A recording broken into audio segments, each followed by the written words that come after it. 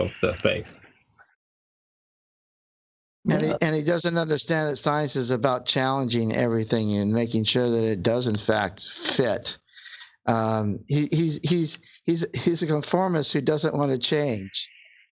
Which is what a conformist does, but it's not what science is. No, I saw a few things that he said with certainty that I was like I wanted to say, did you look into this? Like, I mean, and I might have to, because there's one that popped up immediately was he stated very assuredly that GPS is required for these satellites to work. And it was like, no, we noticed as we rose these atomic clocks off the surface of the Earth, and by the way, no one tells you this, as they raised the atomic clocks off the surface of the Earth, they noticed that they were slower by so many milliseconds.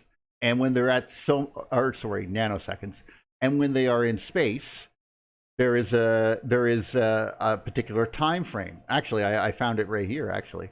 And so it basically states very clearly that the rate of each clock was adjusted according to previously observed effects.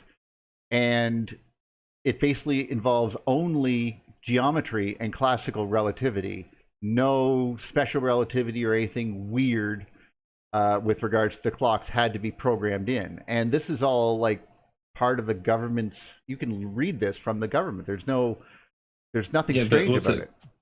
Neil, there is a paper, I can dig it up if you want. It's like NASA and MIT, and they say that GPS does prove like relativity. Like I know they're kind of lying, but they still did put that out. So people can point to very esteemed, like the most esteemed people at NASA and MIT, and they will disagree with you. Like even if you can show it, right? Like, does it matter? Because they will say no.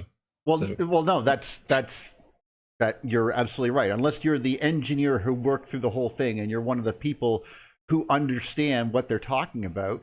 I mean, even then, if you disagree with the theoretical guys, like they're still the ones that get to say how the underlying mechanisms are, even if you built it. Like you're not the guy. That also freaks me out too, because it's like, but no, it doesn't behave that way. But many times, in fact, I've had some people who have sent me messages, and one of them is,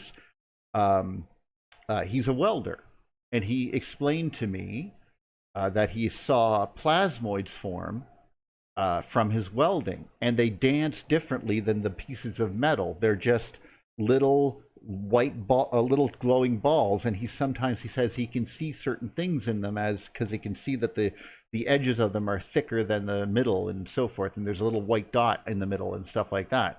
And so am I seeing miniature ball lightning in this? And that's something that you could do 100,000 times as a welder and only see it 3 times.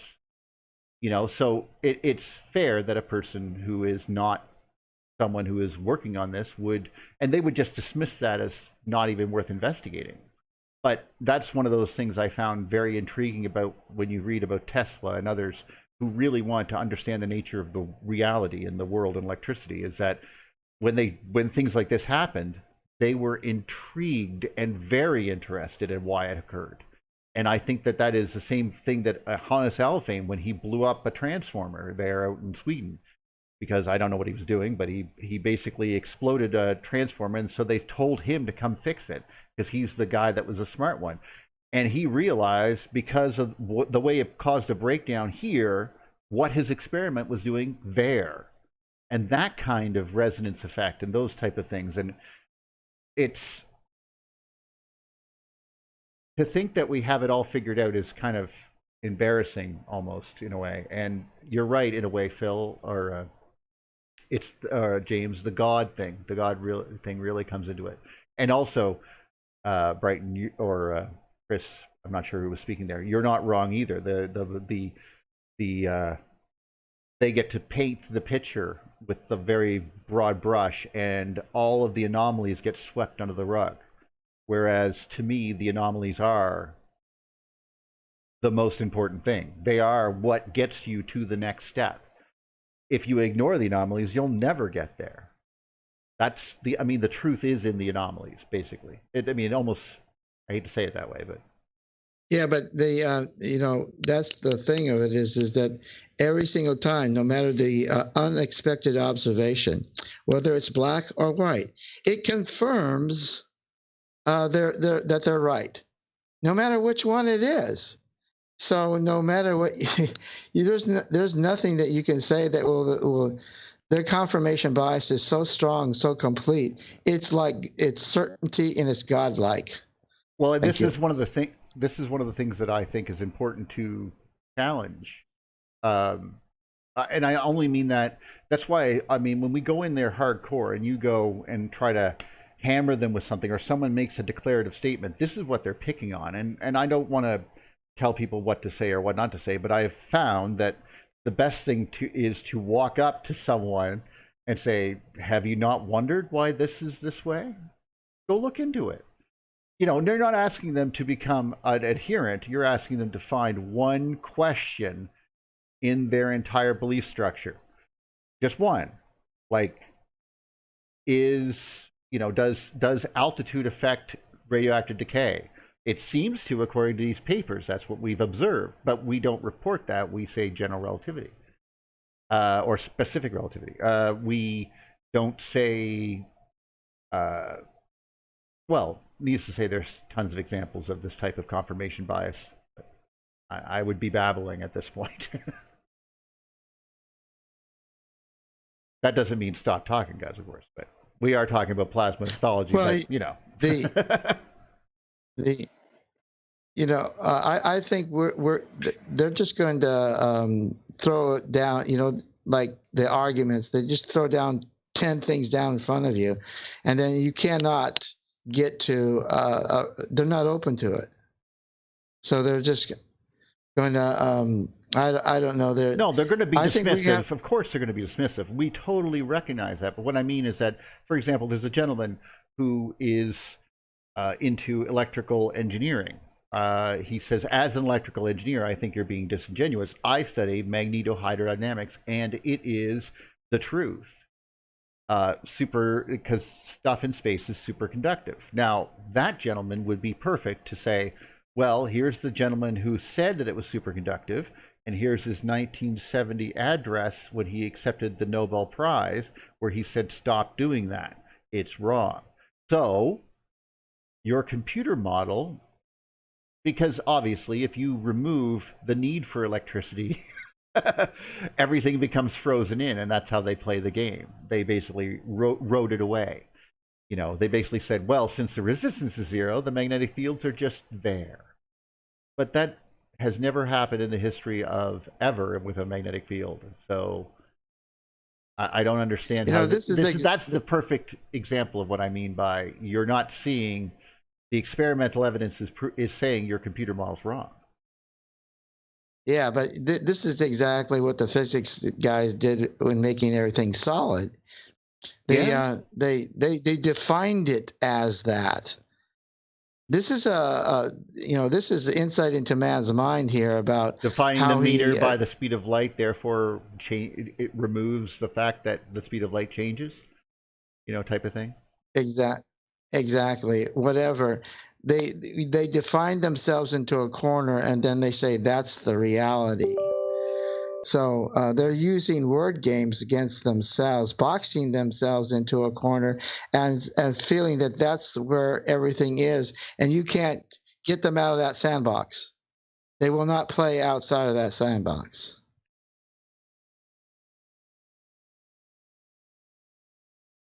I think I hurt my display. It's a difference in motive, guys. It's, are we playing to seek truth? If so, we're probably going to face some defeats. If we're playing to win, then we don't have to pay any attention to our defeats at all. So as a culture, if we want to win, then we ignore anything that doesn't support our perspective and opportunity to win, which means the truth takes this backseat. If we're really going to commit to the truth, like the idea of faith, for example, faith is a driver that pushes me forward, right? Like I have deep faith in the United States of America. Well, truth comes from understanding the betrayal of faith. So when I discover things about America that I don't love, then that faith is betrayed. But in the betrayal of that faith, I find truth.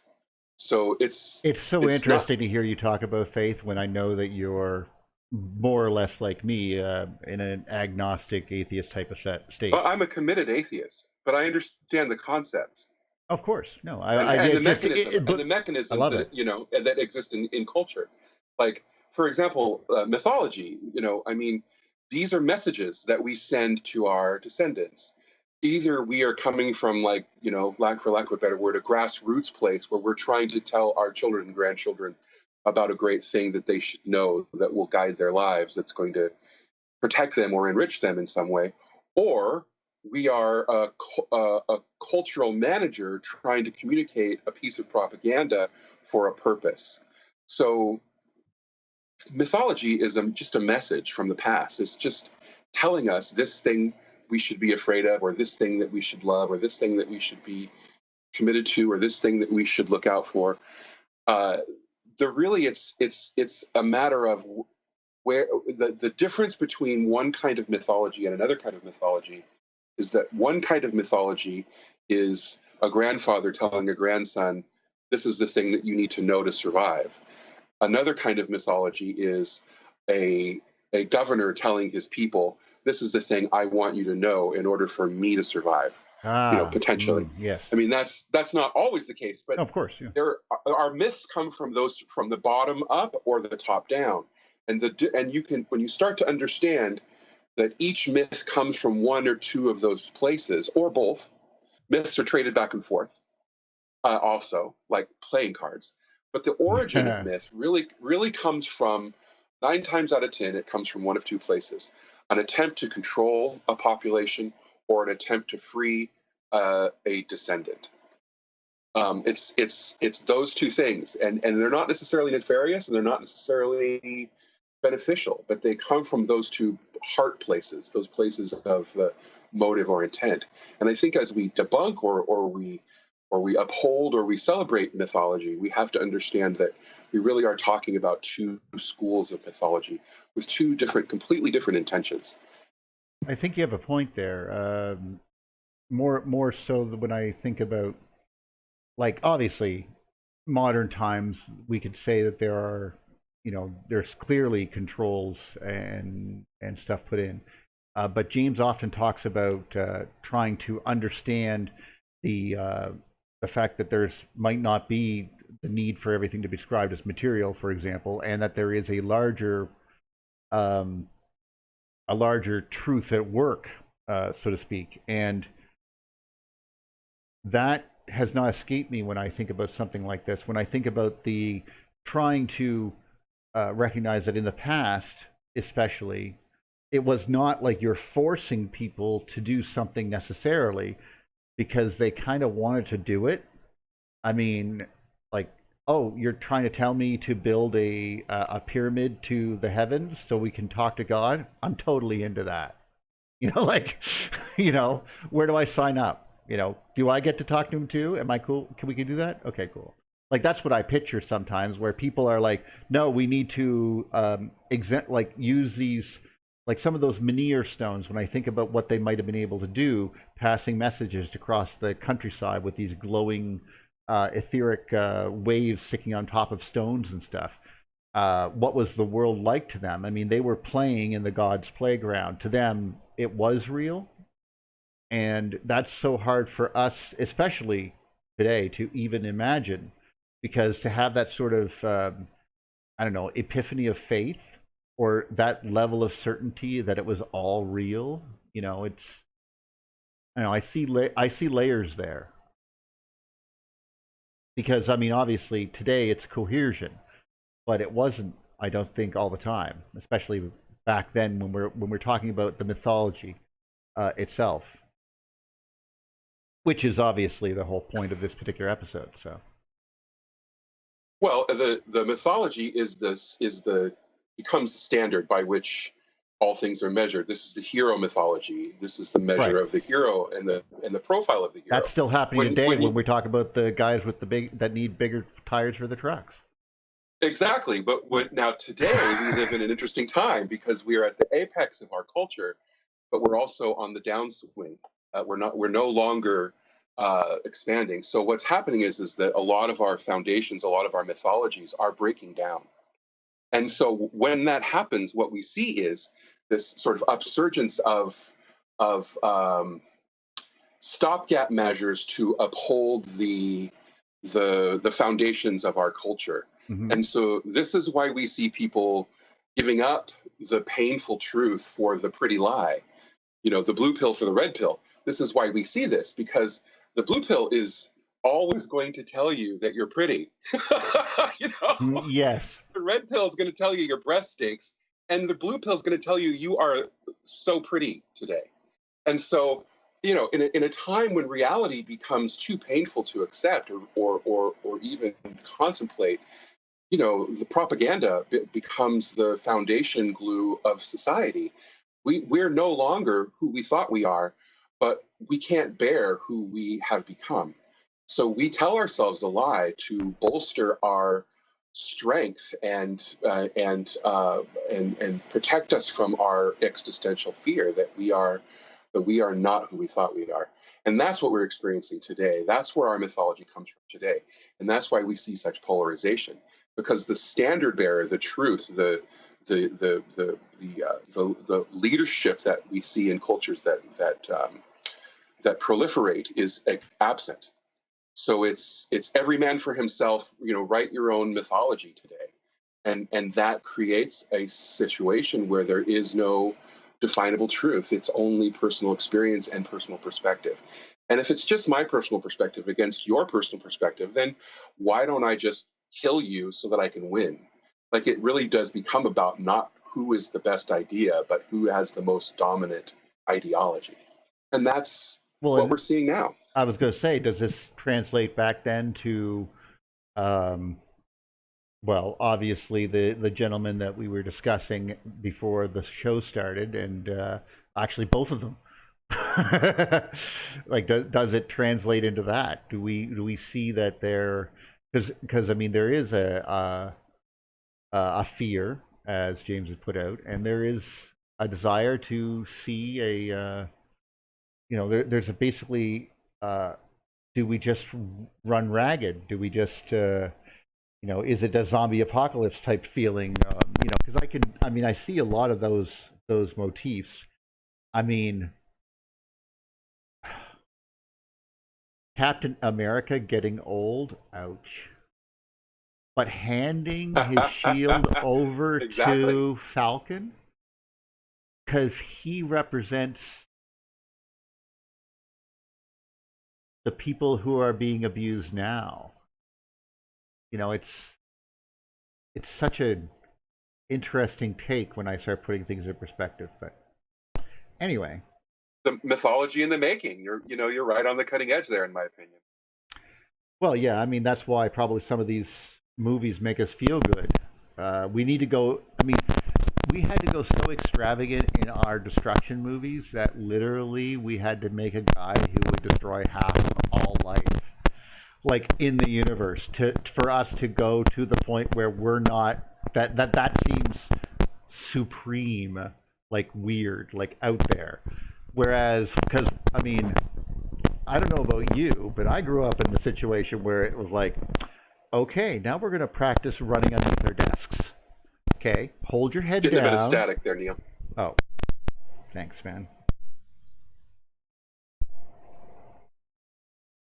My bad. Is that better? No? Yes? Yes. Okay.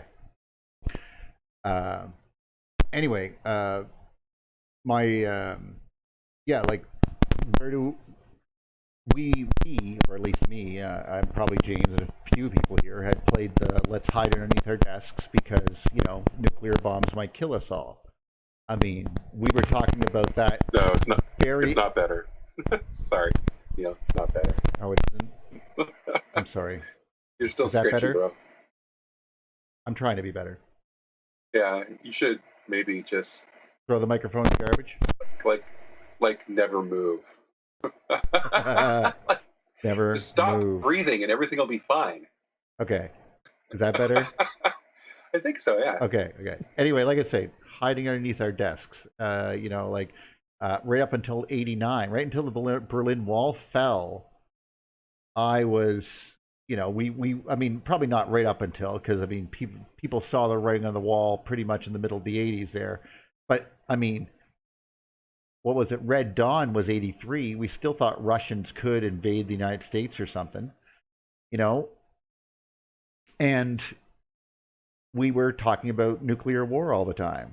And to see us, but we could deal with that because we were certain.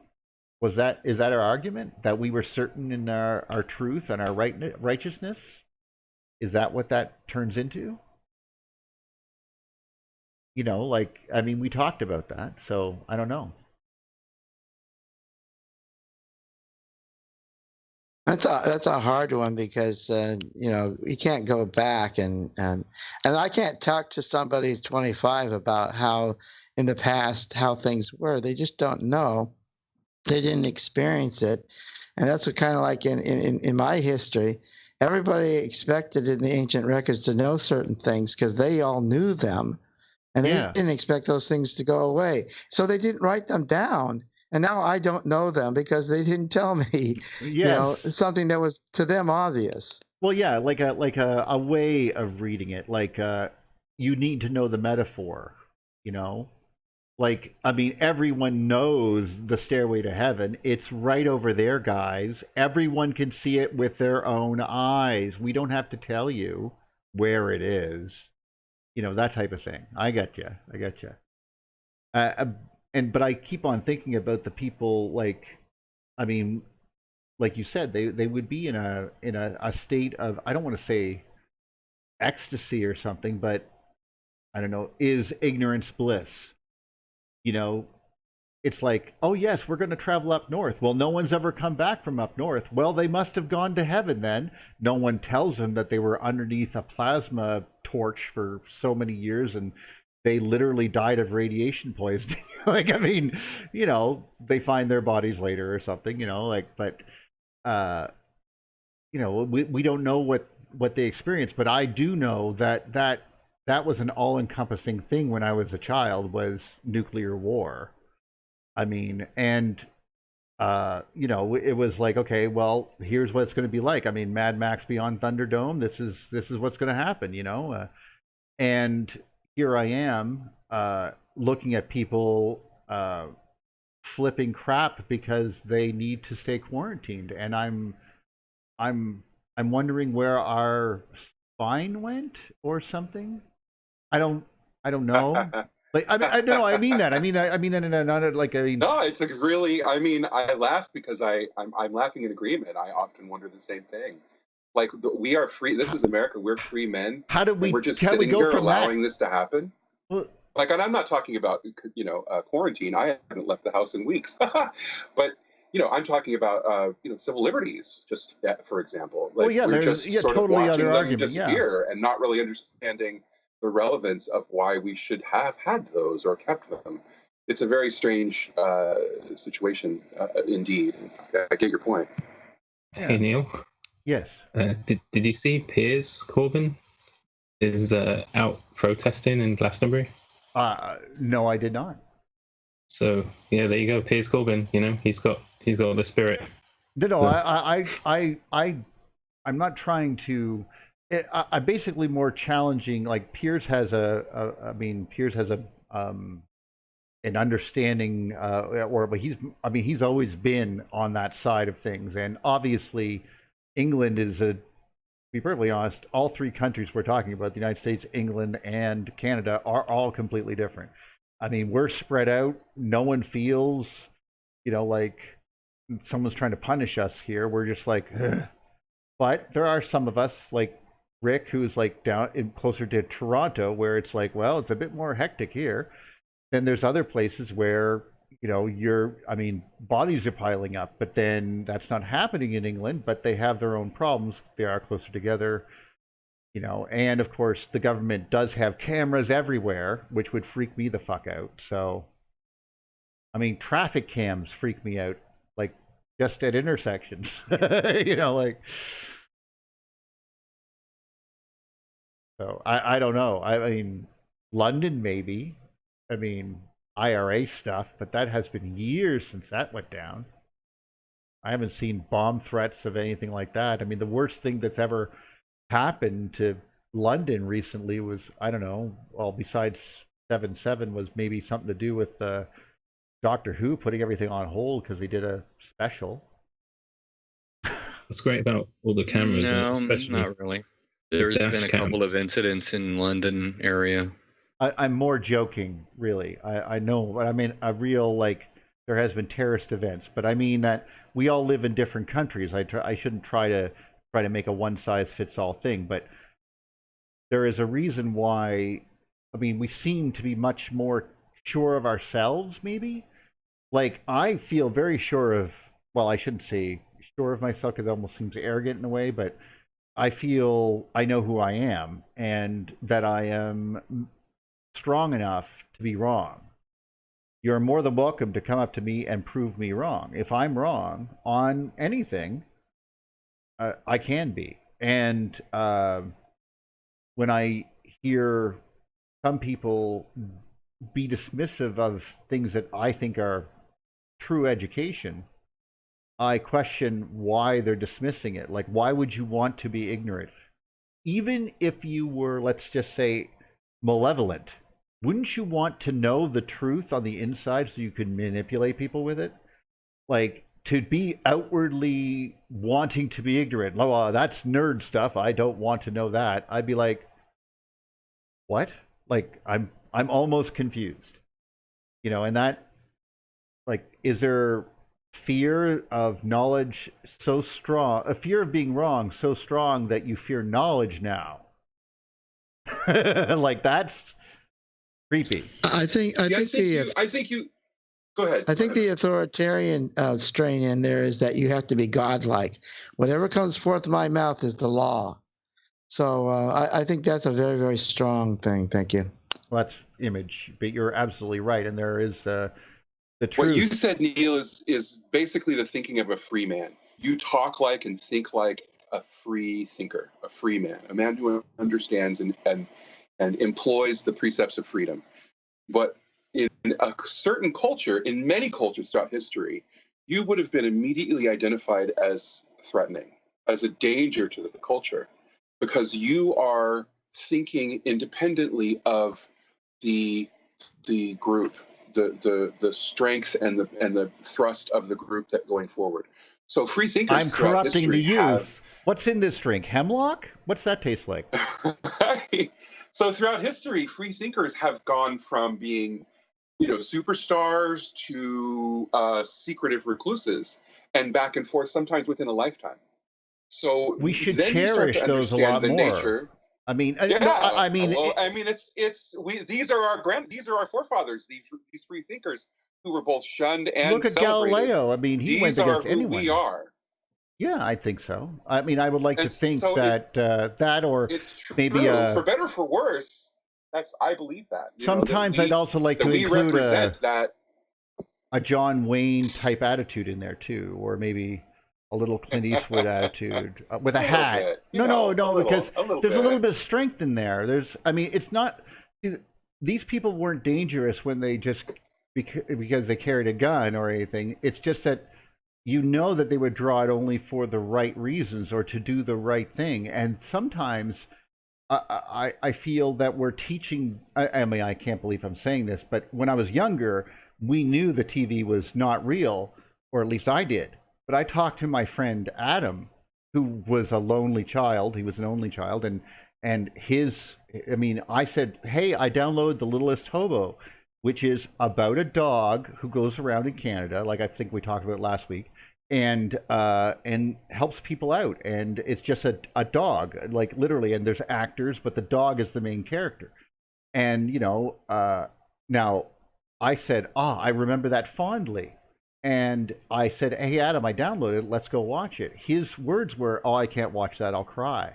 And he was the second one to say that. And I was like, why? And he goes, and then he explained to me how this was the only show that he was watching late at night or when he got home from school. And this was basically his mom and dad. So this dog was like the most important thing to him. So if anything happened to this dog, and there's more than a few times he was crying to his mother about the dog, and it's like, she's just a TV show. No, it's on TV. It's real. I see it. But I kind of grew up with my mother being quite dismissive of the television, going, "Oh, it's just TV. It's crap. It's not real." And that was always what it was. It's just not real. Like, well, no wonder you're such a mediophile. It's Canadian rebellion. Yeah, I cried guess. every week when Lassie waved by. Oh, Mom said. Ouch. Oh, I have a few though. Puff the Magic Dragon always made me cry at the end, because he never came by, and then he went into his cave and the little scales were falling off, and I couldn't deal with that. Plasma Dragon. Plasma Dragon, see? But I don't see, if you were born in Southern California, Neil, you would have watched Little House on the Prairie like a real man. I think I did. You'd have been raised right by Michael. I lived on Little House on the Prairie. Friggin', I mean, when I think about the fact that I just threw up in my mouth. I think about myself, like, I think about that I was like, I mean, literally, my parents got married, and when they moved and got a place of their own in Oshawa, they had power for the first time and indoor plumbing. Before that they had none. They had to retrofit the house with all that, because that didn't exist. They didn't get that till like 1969. So, I mean, literally, Woodstock occurred, and then we got power. Like, so, and that was, but that's really rural. Like, please understand, that's pretty rural there. But at the same time, I'm like just one generation removed from that. So there was a lot of, my parents they grew up there, so they wanted, they got me encyclopedias, computers, like anything to not be us. Don't be us. Type of feeling. And that was sort of the way I was sort of taught, that we always try to push it forward, pay it forward, advance the entire culture. Eventually, we will reach Captain Kirk and Spock, because that's the goal, right? We're trying to get utopia. Is that what our goal was? Okay. But we didn't. Riker's always been my goal. Oh, Troy. No, wait. Anyway. Where were we? Well, you were talking about lone wolves, free thinkers, and the why Renaissance, society, in a way, yeah. Why any society would reject them. And it's just most of them were actually cult leaders. They were a danger. They were not good for the most part. So you had to be a free thinker inside the herd. Otherwise, you're a lone wolf. You're going to be a cult, and you could do damage. And most of the time, they did. Just like most of the people who pretend to be Jesus were bad people. I don't want to say anything negative about David Icke, but 1989, he pretended to be Jesus, went on BBC, made a fool of himself. No one remembers that? Anyway. So, but you're right. They do that. Same thing with, and I don't want to, oh God, I would feel terrible saying this if it comes out the way I'm thinking, but the other one I'm reminded of is Mormonism and Joseph Smith, but that's a religion now. So wah, wah. Yeah. Well, and there's a nugget of truth in every myth, every slice of the propaganda pie has a seed of truth in it, I think. But they were also fairly repressed there too. I mean, they had to run for their lives. Yeah, well, and they were working with what they had. I think you talk about the profile of the free thinker or whatever. This is the nature of secret societies. This is why these sort of alternate sort of truth tellers exist, and holders of the ancient secret people exist. And this is the reason for the existence of these things, whether they exist because we want them to, or because they actually are people who are existent in the world today or in history. They exist because the standard ideology was dangerous, and for whatever reason, for bad or for good. And I think, James, you're absolutely right. Being a free thinker does not make you a good guy, and being a follower does not make you a bad guy. L. Ron Hubbard. Cough, cough. Yeah, I mean, the truth is what you do with it. Like how do you apply those methodologies? That then defines and the context within history with that you define them. I mean, and really evil people have done really great things, and really great people have done really evil things. I think we have to dig deeper when we talk about what's bad and what's good, and we have to start looking at motives. And I think there's certainly motive to have a secret society. There's also motive to get the word out, and that's all contextual depending on what time and place we are. I think that's why I'm so reluctant to tell people what to believe. Like, I mean, I want them to explore, but I also want them to, you have to go through this yourself. I can basically only lead you to the water. I can't make you drink, right? Like, I don't want to do that. I don't want to become a source for people's, well, basically, I mean, it wouldn't be the first time that someone says you could be a cult leader if you tried, like, I mean, it only requires you to know people and to make sure that you surround yourself with idiots, like, and you can get them to believe anything, I'm sure.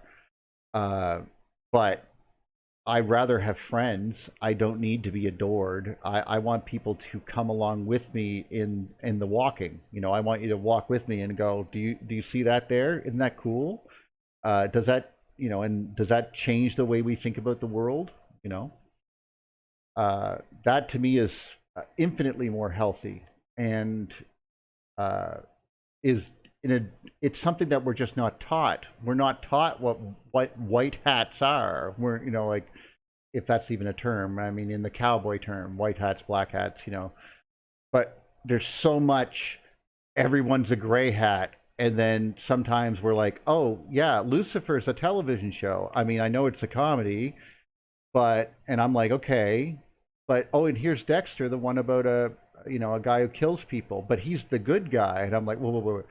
Is it a comedy? Because Deadpool makes sense in this context, but otherwise, this is not a good thing, and or at least right on the ground of it, because there's moral and, like, I mean, there's reasons you take principled stands, and to not even discuss them anymore, to not even know what principles are, to not know what character even is. Yeah, it's disheartening, I guess. Well, yeah, any of these mega churches are basically cults. And anybody who's, but that doesn't mean that they necessarily teach a bad thing, because if you go into the world Christian conferences, anybody who accepts the Apostle Creed is an accepted branch of the Christian church around the world. And I can still recite that from memory. Yeah, the Latter-day Saints do accept the Apostle Creed, so they're included, and even despite how they started or whatever. Oh, obviously, no, they're obviously wonderful people. Now, I wasn't trying to, No. I'm not saying that you say they were bad people. No, I'm just simply, I mean, their difficulty start is not unknown, right? And it's not exactly like Christianism on the whole had a great start. I mean, it's like, you believe differently than us. Get on the cross, yeah. The 7-day Saints didn't have a very easy start either. And that guy that got his head chopped off, yeah, I think that wasn't probably a good one either. Yeah, was John the Baptist or something? I don't remember. Any part of the Baptists or whatever, they can have very dicey people in their leadership roles and stuff like that. So that's just what I wanted to point out, that just because you had a terrible start doesn't mean that you're not accepted, because they are, So, and also I mean, I've seen some of the pictures from Christian conferences around the world because of my fiance. So I've seen a few of these, and well, it turns out that, obviously just looking at them, it looks like a lot more fellowship, if you know what I mean. Obviously, the prosperity gospel type stuff that people are teaching with the megachurches is kind of, well, I don't even know if it qualifies really as Christianity. It's more like gambling or the lottery or something, or perhaps it provides the same feeling. That's what it feels like to me anyway. It's like, well, no, if I buy a lottery ticket, I'll feel better. But also, if I give money to the church, good things will happen to me. Also, if I, send this email to 10 friends, the same thing. Like, is it that type of thing? Is it It's more like grace will give you, money, works will give you grace. That's what they're really preaching. It's a false doctrine, of course. Oh yeah, that's what I think. The point, yeah. And to get back to it, obviously. Oh, go ahead. Sorry. Yeah, and this is what you're saying on the megachurch thing. They're money makers. I have a cousin who's a banker, and megachurch buildings are slam dunks for bankers because you can show on paper how much money you're going to make every Sunday. It's an easy play. You can underwrite a loan for a church that way, a megachurch, quicker than you can a restaurant, a bar, a nightclub, things of that nature. Wow, I'm sold right now. Welcome to the Megachurch of Neil Thompson. We're going to teach you about the electric gospel. All right. And you have megachurches down here in South Jersey. They swallow up several congregations, and then they'll have 3 services per Sunday, and they're bringing in $100,000, $150,000 each Sunday. That's just how it works, So right. Yeah, and it's to get a loan that way. For a business. And they don't it's pay wrong. taxes. I mean, that's the main thing. That it's a tax-free endeavor. It's wrong because no banker will give a loan on a church, on a legitimate church, because they will not foreclose on them. Therefore, the asset that they have, the church, the land, the building, isn't worth anything to a banker. So if they're giving money to a megachurch, it's not for the land or the asset. They're doing it for something else. Yeah, I mean he was like slam dunking those loans in the late 90s and very early 2000s when you have housing developments popping up. Okay, here is a small town here. Now they're building a development here, and there's need for 2 megachurches, one on either end of the towns. And like I said, he was a slam dunk. Like, wow, because you can show how much money they're making, and you write it up, and you can get those things done a lot easier than the average business loans or small business loans, which is like, okay, I didn't know that. No, I didn't either. The model exists, and those guys, bankers made money hand over foot, by underwriting those types of loans, and it's. Yeah, if you can show how much money's coming in every Sunday, that's all you need. And no money comes off the top. So just like a bar or a nightclub or a restaurant issue, because I even asked the questions to my cousin, like, well, wait a minute. So if I wanted to start a bar or a nightclub, it would be harder for me to do that because too much money comes off the top. Too much cash comes off the top, rather than, okay, we just sent the collection plate out 3 times, this Sunday, and now we have $100,000. Like, oh, you know what I'm saying? Okay. It's big business. It's just, I know. I feel pretty guilty about that. I don't think I could deal with it. Yeah. I mean, he was doing them too. He was writing and that's lines, what makes you different. That's being led by a moral code. That's really why is. the electric universe will never be church-like. Well, hey, I mean, don't get me wrong. I have a Patreon. I have a PayPal. People can donate. But I don't try to throw that in people's faces because sometimes I don't think I'm honestly worth it. And that's something I was actually joking about on weird because we were talking about this. I was watching this little thing on Grimes, and I know it's kind of weird, but I'll just go. And she had this thing on. She breaks down her albums, and someone was talking about her being really, really giddy. Like she was saying something, and this is about my trip to Halifax, and I was doing this, and it's like, why is she doing that? And I said, I basically wrote right here. She's like, it's an embarrassment to be positive about your own stuff when you're a Canadian. It's like it's not something you do. You can do it in hindsight, like like years later.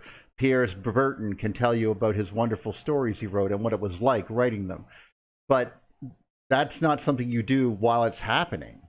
That's self-aggrandizement. That's like clapping for yourself. You don't do that, And so it makes us feel like we're breaking the rules, so we giggle a lot more about it, So I was just thinking about that and wondering if that's part of the same thing. Like, I don't know. It's I don't know. You should be a little bit. You should let other people praise you. You try not to do it to yourself. That's not proper. I have a question for you, Neil. Of course. What do you think that the electric universe paradigm has a mythology? Of course. And what is that mythology? I have my own ideas on that, but I'm curious to hear what you have to say. Well, I just mean by who it attracts and what it is to them. Basically, there's what there is in it that the other sciences can't do is remotely reach in to spirituality, and that alone bridges so many gaps and brings so many people together. So in that sense, the connectedness part, even if it's not real, like, let's be honest, I don't know. I know that EM waves are real. I know that the force of gravity is likely instant. I know a lot of things about Coulomb law and all this other wonderful stuff. But at the end of the day, I don't know if the universe cares when I die or anything like that about where my soul goes or anything like that. But I also don't know if I'm connected to James directly in the mind because we are friends now. I don't know that. But I do know that feeling is almost an intrinsic part of the electric universe, and I don't know about you, but I feel it's a bit better than the let's get drunk, nothing matters, Rick and Morty type feeling, where no one matters, nothing matters. Let's just go watch TV. And although I respect that show for going to the logical conclusion of scientific nihilism, that's I would rather enter into the Renaissance than the nihilistic end. Yeah, good point. Me too. I mean, I don't know if it's true, and I can't prove it. Is plasma not the blood that binds us? I mean, can we literally and figuratively? Yeah, I mean, can we speak? We can look at the electric universe paradigm. Right. I completely concur with what you just said in that. I abandoned sort of my Christianity at some point, as it may be noted. But the ideas that I learned, the concepts that the study of Christianity taught me remain and are expressed to some degree or another within the world of the electric universe. So, the idea that there is this plasma, which is blood, that is all around us and in us and without us, and that is somehow alive and connects us all, that's a plausible scientific application of, it's as close to a theory of everything as I have observed. And so that's where my loyalty comes from, and that's where my fealty, I guess, to use the term of the day, comes from, is the idea that there is this ultimate meeting, consensus of science and, let's say, faith. But there is, and that's part of the reason that some scientists say, "Oh, you're going to try to turn our organization into a religion."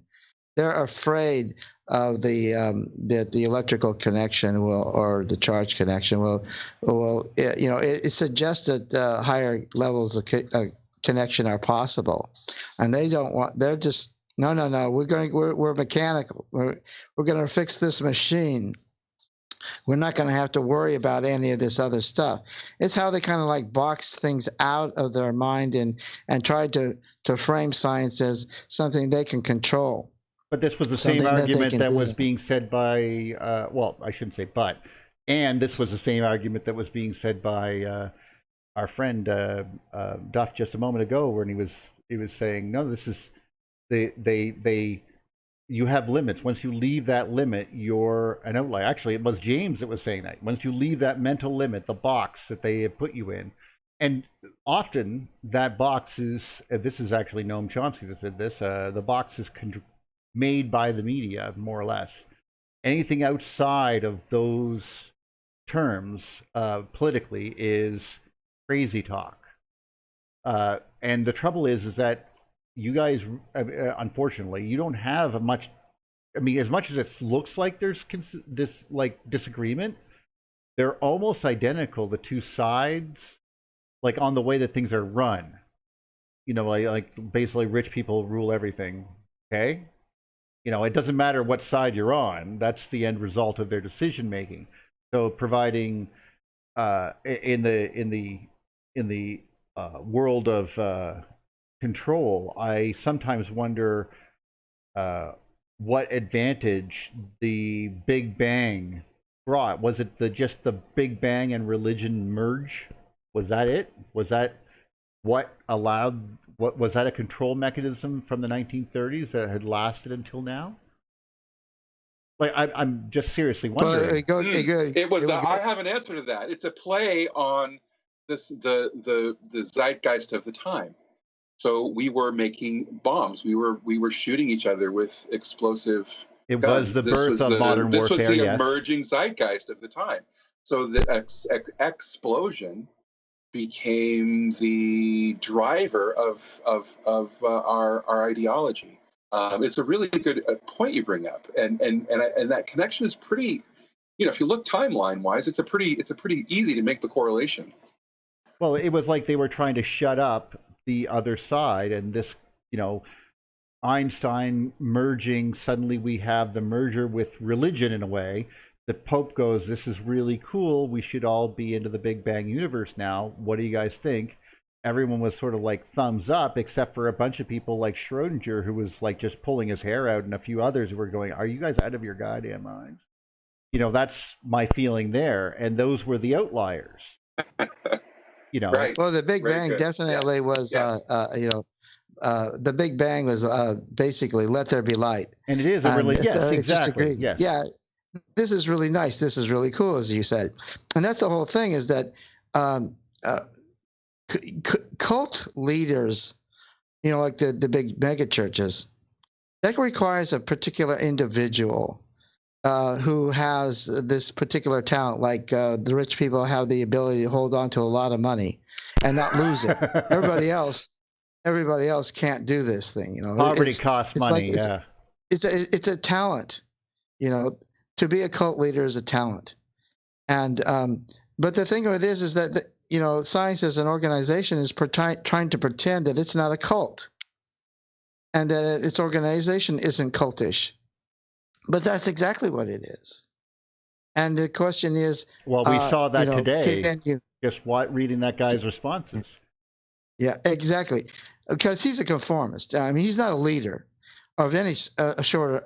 You know, I mean, this guy can't think other than what he's been told. You know, he thinks that Newton knows. He thinks that Newton proved where gravity came from. That's where he's at. That's, you know, yeah, so, that's 100%. Conformist. Ew. Well, yeah, I he's certain even about when Newton had wrote, I have no idea what's going on, guys. Exactly, and it doesn't matter. It doesn't matter because the authority, the cult of his thinking, his church says, exactly. His royal scriptures say. Yeah, but the real church, the real science, is what we're kind of trying to make it go through. To go through the stance, but we keep on bumping into these people who say, "Oh no, Newton proved it. Oh, science proved it. Everything's proved, and you guys don't have anything." That's what bothers me in a nutshell, right there. Is when, like, a gentleman was on there, and one of the people had said, "You used Fineman disingenuously," and literally, I just quoted that whole Fineman in 60 seconds thing. Science in 60 Seconds, where he goes, it doesn't matter. We make a guess and we compare it with reality. If it doesn't match reality, we're wrong. Doesn't matter what your name is. Doesn't matter who wrote it. And that was all I basically quoted. And he said I was doing this out of context or something. But you got some static again, Neil. Oh, sorry. My bad. No, but I mean this crazy Professor Dave. Let me know if it's gone. He said that the EU had no predictions, and that mainstream science had never been wrong. It's like it's the inverse of reality, because exactly, he hasn't done his homework. No, made predictions. He doesn't care. Wallace made predictions. I know he doesn't care, but he hasn't done his homework. Period. No. It's not a matter of homework. It's a matter of not having any ability to think or to accept that anything that his love of his life is wrong. It just cannot be wrong for him, and so he doesn't even care. Even if you showed it, like Neil sacred just cow. said. Well, yeah, it's a sacred cow. Yeah. I used to be just like him, though. Is this working? My microphone okay?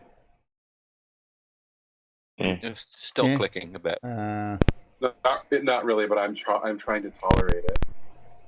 Okay. Sounds like an old telephone. No, it's literally, I screwed this whole thing up. I feel bad. Really bad now. I'm gonna plug in like another microphone. I feel bad about mentioning it. I don't know. You guys think that the human family just likes this kind of drama, whereas we know everything, but we really don't know everything, but we know everything. Case in point, I was reading an article about this COVID stuff, where you have essentially two different biologists that had two different takes on things. One, just a couple of days ago, one, biologist was like, look, the particles are very small, but they're still passed through droplets, essentially. Oh, no, it's airborne. Oh, my goodness, no, it's in the air. And he was like, dude, can you take a culture out of the air? And it was like, whoa, you're right. So he shut him down completely. And it's like he believed in his head. It's airborne. It's so small, you can't take a culture out of the air. It has to be in a droplet. The hell are you talking about? Do we just like that kind of uncertainty and drama? Do we? I don't know, man. Like, it's almost like people's personal belief systems, if you will, kind of interfere with scientific progress, if that makes sense. Because I read that and I was like, what the hell? Sounds like PSD. Hell? It sounds like PSDT to me. Sean, PTSD. If you're responsible, PTSD, if you're a responsible biologist, and then you take things on your own tangent, and it's based on fear essentially, and you have to have another scientist say, "Dude, get a hold of yourself. You can't take a culture out of the air. Think about what you're saying." It shows me like, I think people want scientists to fix this. They'll fix it. It's just going to be fixed. It's going to be all good. Well, maybe, maybe not. You know what I think? I think that we are. What's happening is there's a cognitive dissonance that we're experiencing because we are living in crisis, in survival mode, but our cultural cues are not quite telling us how seriously deep into survival mode we actually are. So what's happening is that we're applying the sort of standards of behavior and thought and discourse to a time when we thrived, but we no longer live in a time where we're thriving. So the rules are more toward survival and not toward thriving. In a thriving society holds open elections. A surviving society holds guns to your head. So those are the two extremes that we're sort of teetering between. Well, and we're actually, really first you moving have quickly breads towards and guns to the head. you had breads and circuses first, and I think that's where you're at. Well, Well, distraction, right? I mean, is my right? And even, I mean, well, yeah. and I think No, we you're make right. But that helps us transition down. But the dissonance that you're experiencing is really that it's important that we understand that people that come on the show and attack us and do all these weird things, they're living in a time of survival. They're thinking in terms of their own survival, and it's sort of like they're living out the sort of art of war fantasy where they are establishing their dominance as a way of defending their right to live in their territory. I mean, it's really the level at which people are functioning. It's just that we live in a society that doesn't sort of allow us to see that because of all the filtering that we use. So I think it's important that we understand that, you know, that there's two different models at play, and that we have to, you know, when we come on this show and have conversations, we're living in a moment of thriving. We're arriving at consensuses. We're having, you know, thoughtful disagreements or arguments, but we're continuing to challenging discussions. Yeah, yes. and that's the behavior of a culture that's thriving. But we are acting against a backdrop of people who are deeply engaged in survival mode, which is very territorial, very jingoist, and very sort of like team me against them oriented. And in those situations, you look for a leader, though. That's the problem. You look for someone who's incredibly strong and no matter what is 100% certain. And this is where you get this that Professor Dave type person, and that's okay. I understand it's not necessarily fear or whatever, but you must have something to fall back on, and you think that other people are trying to twist people's minds around, and you're like, dude, like, I mean, literally, this doesn't matter. I mean, right now on the surface of the Earth, we're not changing electrical engineering. Okay, now something from one of these things might change something and point towards it, and this is what the Sapphire Project probably is doing. And I'm of the opinion that's the case. But when you see something like this, when they're actually afraid of a change, and you're like, especially one that doesn't matter. Like, I mean, if it would be like arguing whether or not him going online and arguing whether or not people should believe that dogs are supreme beings or something, or that we should worship them, or that would be even scarier. Okay, that would be scarier than what we're talking about, because because that's actually something that would affect people's lives on planet Earth. This is literally stuff that's happening in our minds. It's our concept of the cosmos. It's a concept of history, and I mean far back history. No one here is sitting there going, yep, no, the Renaissance never happened. You know, like, no one's saying the last 500 years didn't happen. I mean, most of the time we're not, but you know what I mean. And so why fight it? Why did you feel the need to challenge it to such a degree? Can't you just go and be dismissive? I mean, flat Earth is getting people killed, but none of us are going to build a spaceship anytime soon. Right. Now, this is really going to herd dynamics. I keep on coming back to it, but getting back to Duffy's suggestion is that we do like a drama. And we are, you know, right now in this country, in the US of A, we've got some governors who are fighting against the guy up in the office. And they're all kind of looking around, waiting to see who wins. It's a play. It's a Shakespeare play, and people are going to die because of the decisions that are made, or the decisions not made. You know, it's kind of like a day. You know, it's like back in the Soviet Union. They're going. The train's coming over the bridge, and the team is under the bridge, or they've actually gone to New Zealand to save their butts, you know. The guys who are responsible for this are over in New Zealand, and the train's coming over. The bridge is going to crash because it's been made out of sticks or something, and everybody's just watching like a TV show or something. This is herd dynamics, and the cult leaders are like Dave are going to say, "Oh, everything's fine. Don't worry. Newton figured it all out. It's fine." I think that was one of the parts that really bothered me when some of those, and Sean, I will only speak for a second here. but I found that it was insulting that it's like, and they don't believe in gravity. And I was like, no one says that gravity doesn't exist. They don't believe in, no, we totally are totally agreeing that all these things are real. It's the weakest straw man ever. Yeah, but it was like he was saying it like we were, and I don't want to say flat earthers, but because he was obviously doing that comparison, but the argument of the flat earth is something that you can't, I mean, if basically you don't trust cameras or something, you know, like that's where you're at in your paranoia level. This is not a paranoia thing. This is me going, no, you're being disingenuous. I totally agree in gravity. We're just saying that perhaps maybe you might be friggin' wrong with the way that the galaxies work and the way they're held together. That's not talking about local anything, really. And that's the same problem as you had mentioned, Phil, was MOND and other modifications of gravity to accommodate this problem. But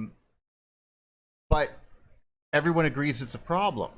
And at the end, we just made up dark matter and tacked it on the end to say, plus this invisible stuff that quote unquote must be there because of Newton. And that's when I did the Feynman thing. I go, you have to go back to the beginning if you make a falsification. And that's the issue. They do not agree with falsification. In a way, by not agreeing with that, you're not agreeing with science. Falsification is science. It's I tried this and it's wrong. What have you learned? It's wrong. You found one way it works right. Well, that right there doesn't prove that your theory is wrong. It's right in all the context so far. But I bet you if we look harder, we're going to find a way that it's probably better described. And that's often what we find. Like, we're using these fields and forces, and then eventually when we invented diodes, it's because we understood chemicals to the point where we could say these are positive germanium atoms inside of silicon, which made a barrier. And suddenly you made diodes and stuff like that with no moving parts. Crazy ass shit.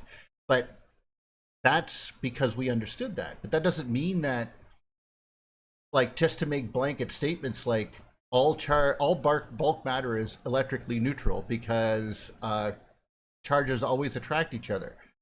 Oh my God, I want to just reach out. I mean, even Walter Lewin from MIT on his very first thing about teaching electricity says, and here's, like, that's not true, right on the very first episode. Like, I mean, yes, that's the overall principle that pulls them together, but they make boundary layers and they stop and they don't automatically ground out. I don't know. Sorry, Sean. Yeah, it's not. No, this is not a. Oh, excuse me. Is this Sean's turn? I cut him off.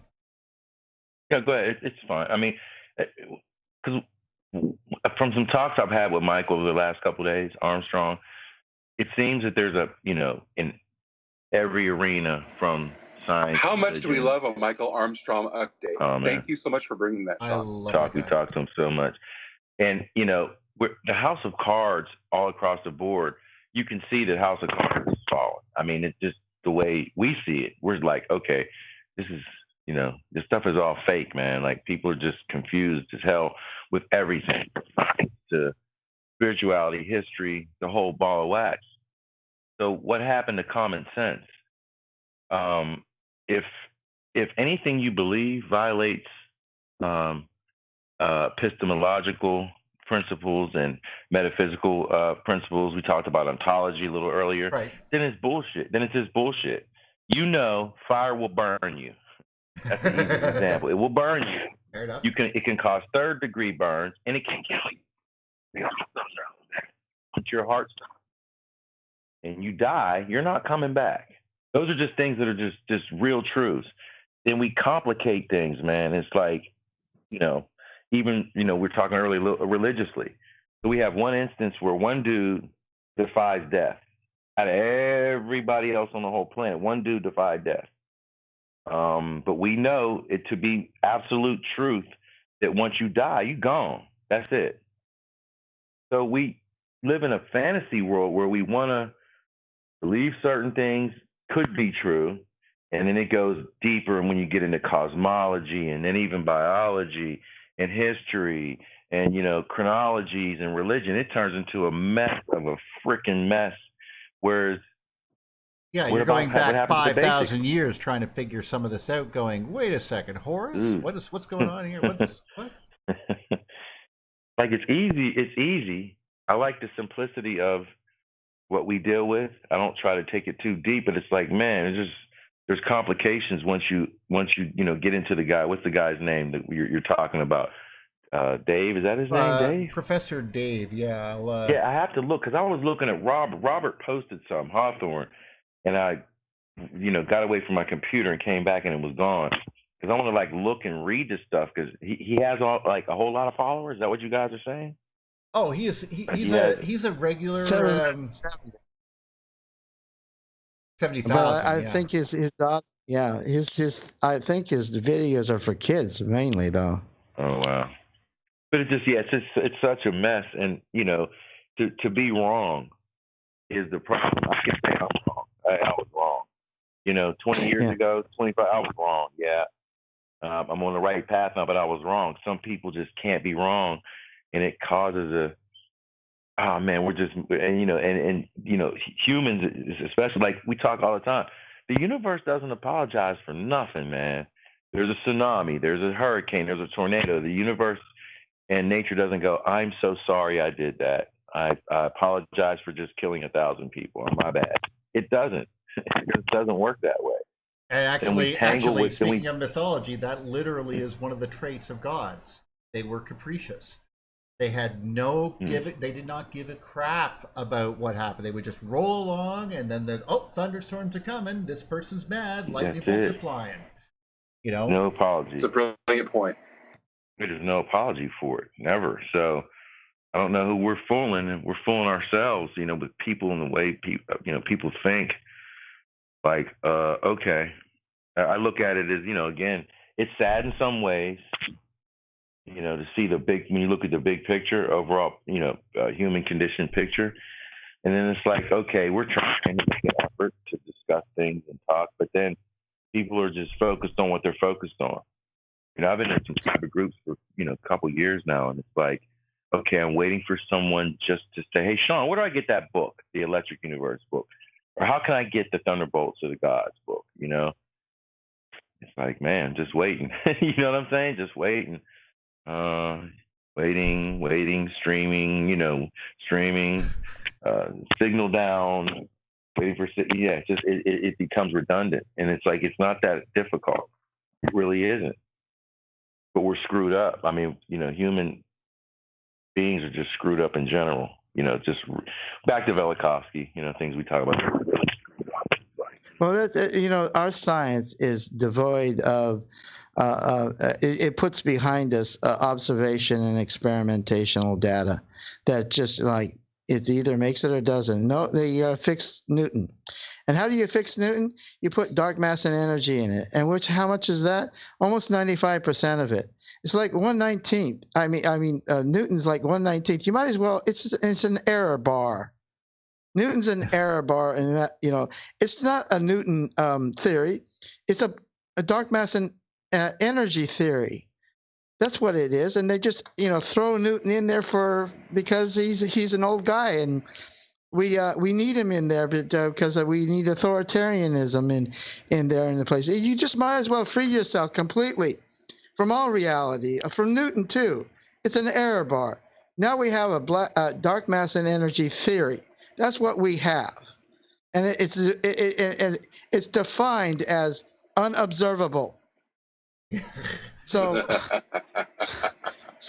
you just might as well fly away with reality. Isn't that the same thing for ghosts? Oh yeah. We can't see ghosts. Yeah, and I think it's also soul. Because we That's don't what know they're called.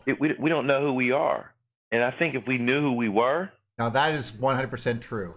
We do not know because everything we don't know who we are. And that's the point. That who are we? I don't know.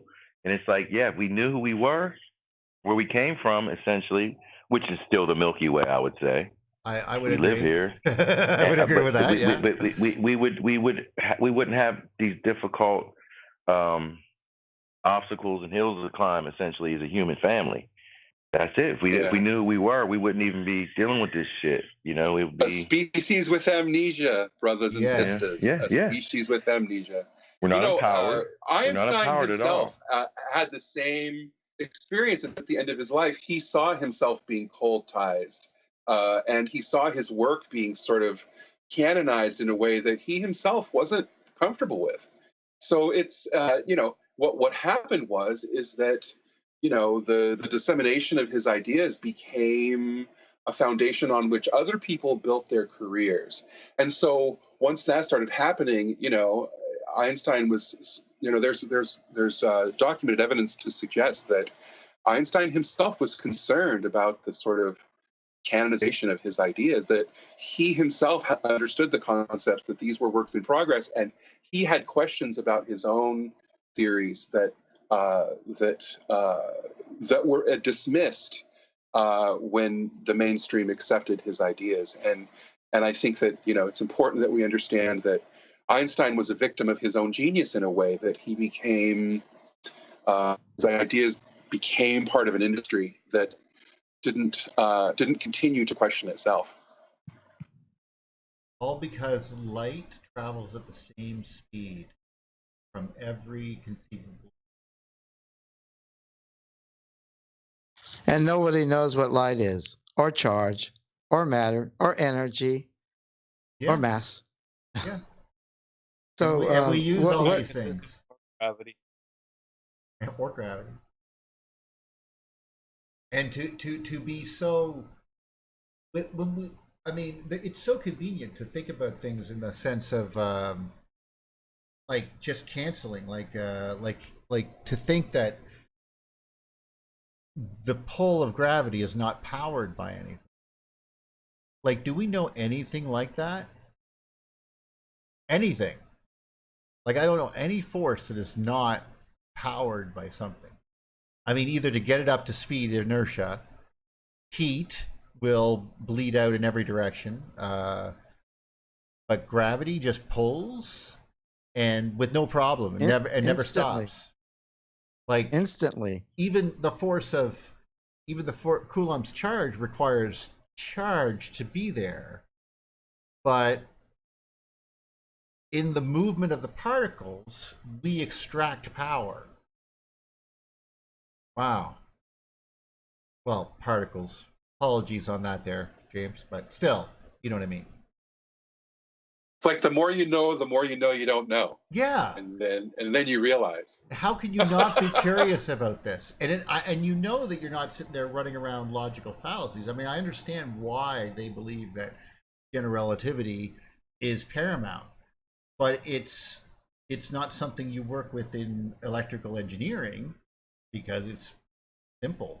But when you're dealing with gravity being instant, then you realize planets, like what is pulling. Like, if gravity is like this, if it's just an attraction of things pulling together, like going to zero, well, like water falling to the sea, like eventually we can suck energy out of it as it falls, make it fall slower, and we can get hydroelectric power out of it. And we do similar things with charges. Charges move, and then we could make magnetic fields, and then we can make motors and stuff like that, utilizing this potential. But it's just so weird to think of gravity itself having nothing to power it at all. Like, why not? Do we know any other power that does that? And I find this to be something that I'm intrigued with, because it could very well be something that we that we're missing, and like, what is on the other side of gravity almost. But I don't know. It's hard to debate sometimes, because you're sitting there dealing with forces that even the smartest people in the world are going, I'm not sure what that is. And they admitted such. It's a trick to think that it's space-time curvature and it just goes downhill. No, you just mathematically described it. That doesn't. I mean, that works in some cases where you have to go, well, we've observed and therefore we accommodated for, just like we're talking about the GPS systems. But to just say, oh, yeah, it has to do with this curve and this curve is here, well, no, that's not necessarily true. You've just made that association with almost nothing to back it up.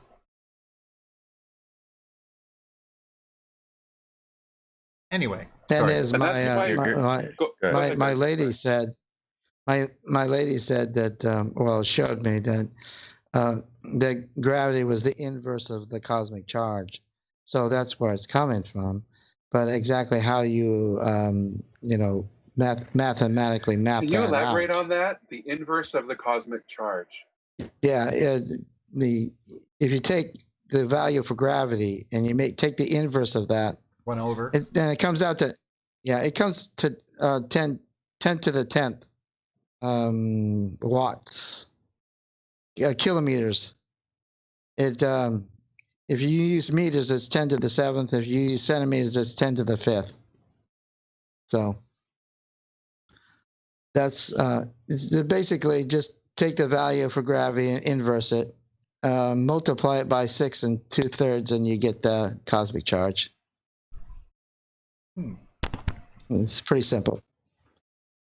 He says, confusing Well, all of us.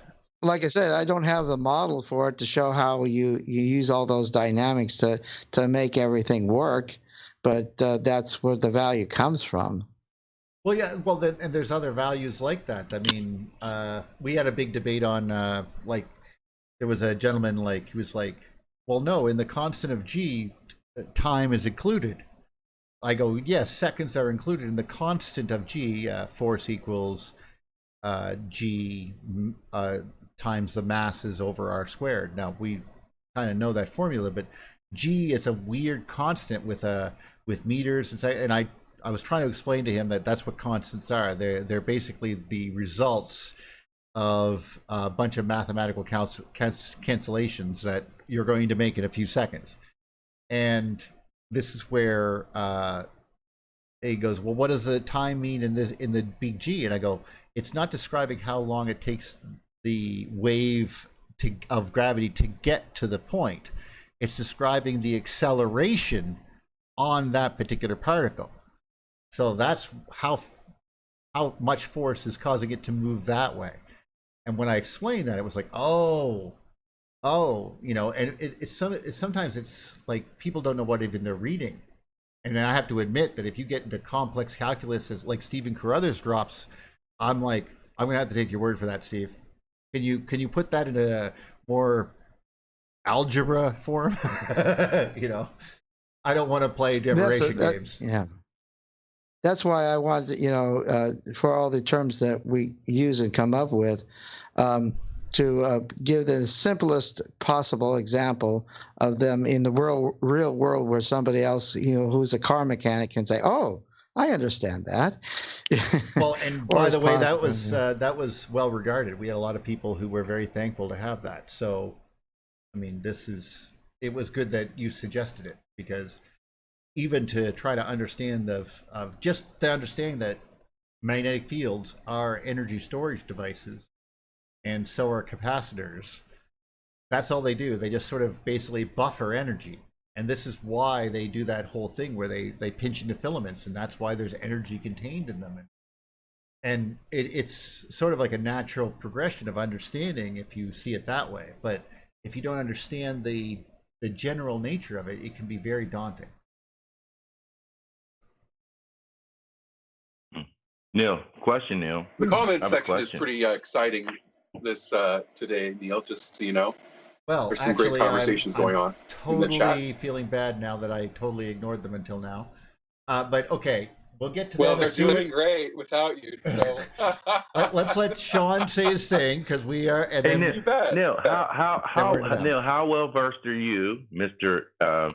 Electrical Engineer, with the ozone layer and quote unquote holes in the ozone layer as it would apply to the electric universe? Because I had a lady, a friend of mine named Debbie, at work the other day say, we have math on too, which is funny. She said, hey, the holes in the hole above, Antarctica and the North Pole, the ozone holes have closed up. And I've read some articles recently about that because not many people are driving around and pollution is at a low. And I'm like, I don't know what you're talking about. I was being real silly. Mm-hmm. But to my understanding, and I'm just was going off the top of my dome, that's cyclical. Does not the whole, quote unquote, the holes above the North and South Pole in the ozone, quote unquote, ozone layer, don't they close up in the spring cyclically every year? Isn't that is there a pattern there? Well, it was only in the South Pole for a long while that it was open in the summer as well. And now that, we've stopped using propellants that purportedly destroy the ozone, it was healing itself. But recently, there's reports that an ozone hole opened up in the North Pole, and that was unseen before. Isn't that cyclical though? Doesn't it go through cycles? And I'm just going off the top of my head. I didn't even look it up. But I'm like, not that I know of. Sure. In the spring, it doesn't close like maybe in Antarctica, it usually closes. I mean, I'm not sure. I'm just actually, like you're right that every 6 months it grows and closes. Now think of this: you've got a fixed instrument. You got a fixed instrument going at it, but as it goes up and down, the atmosphere, depending on where the sun position is going to weaken or strengthen, or grow according to where the position of the Earth is towards the sun. So if you've got an instrument at a fixed position, it's going to show actually the atmosphere around that particular area coming and going. So I don't think there's actually a hole. And the thing of it is that I was looking at Don Scott's, what was 2009, and he showed an actual magnetic bar flux around what a magnetic field actually looks like. And it isn't anything like the diagrams that you show at all. I mean, nothing like that. In fact, he had two spheres, and the bar was up and down, and it was showing that right at the equator that it was going like it was angling like in a pyramid sense, exactly what ours is showing. And there might actually be four of these things. But at the pole, it kind of just dips a little bit. It doesn't go into it, despite the fact that there are currents going through there. What he was showing either was from the Earth or a magnetic bar. I'm not sure what he had there, but it isn't the diagram that we're showing at all. Like on the equator in the diagram, it's all smooth, like it goes around the curvature of the Earth. That isn't what it was showing at this thing. It was showing that it was going inwards towards each other at a point, which is exactly the kind of stuff that I looked up that they did a century ago and haven't really explained it. But the main thing is that at the poles, the diagram from either the bar or the Earth itself, it doesn't dip in that far. It doesn't go into the Earth. It kind of just flattens out. It comes a little bit towards it, but it comes flattened out. I wish I had the diagram to show you, but you can look at that. So I think we lost you, Sean. Oh, there you are. Okay. Yeah, cyclical. So what he's confirming, James, exactly what I had read some years ago, that it's cyclical, and this is before I even dealt with the electric universe and charges and Birkeland currents, etc., what they call the solar winds. But it seems it's more cyclical. But then again, right back to it, you have people writing papers, and it's like, oh, the ozone layers, the hole's closing up because we're not driving as much, and it's like, I'm not sure if that's what's causing the quote unquote holes in the first place. Interestingly, Yeah. I was looking up something I didn't know about ozone. I was sitting there as you asked the question. I started looking up ozone to get its valency. I wanted to know, electrically speaking, how ionized is it? And it has a 2 valency, but it does something very odd. It does resonance valence with itself. They found that it actually, it basically has a valence that's more closer to 1.5. It basically has the ability to get wider or get narrower, like basically increase the width of that barrier, depending on basically its charge. So it can change that layer's thickness based on the charge that it absorbs. And in a way, it absorbs UV light, and so I would assume that this barrier is sort of like a sandwich that is pushed between 2 other layers. Like oxygen comes to this point, but I'd have to do a little bit more research. But that's the first thing that pops into my head, is to picture a boundary layer there, that this is somehow like almost like surface tension or electrical buffer.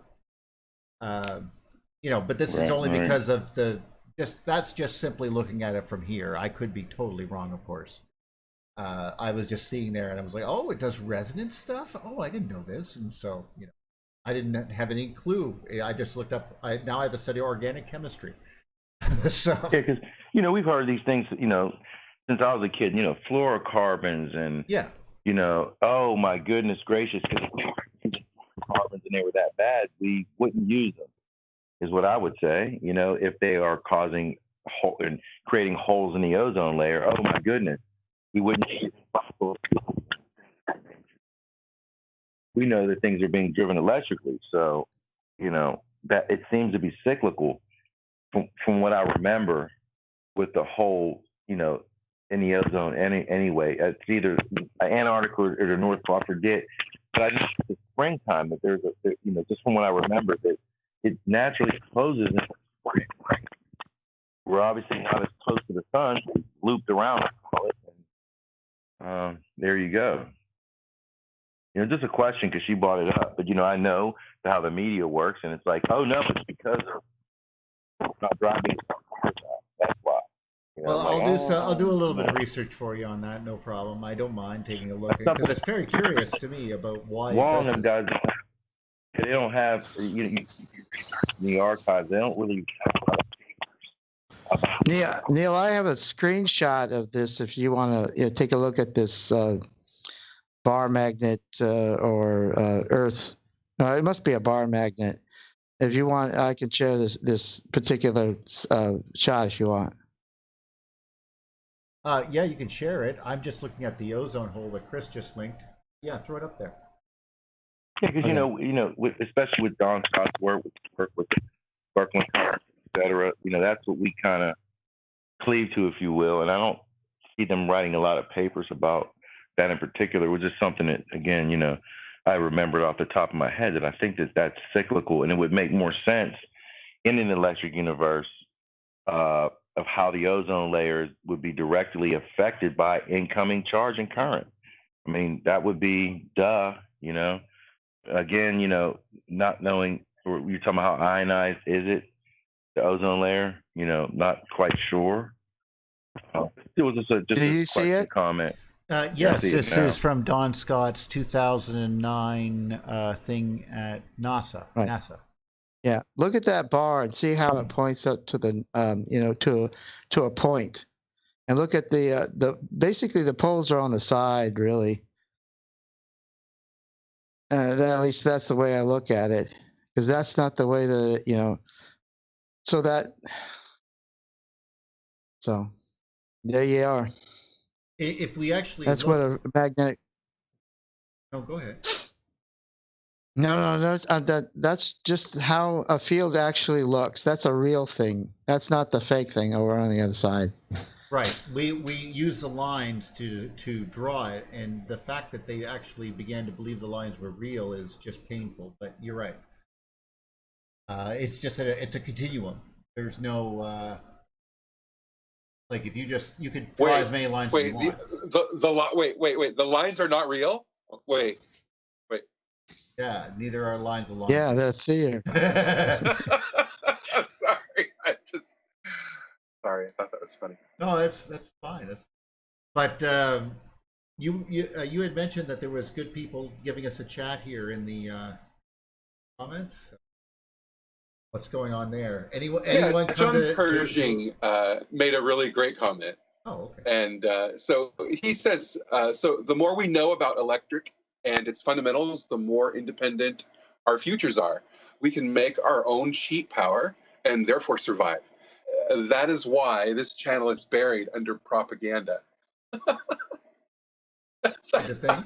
was kind of profound. Good job, Josh.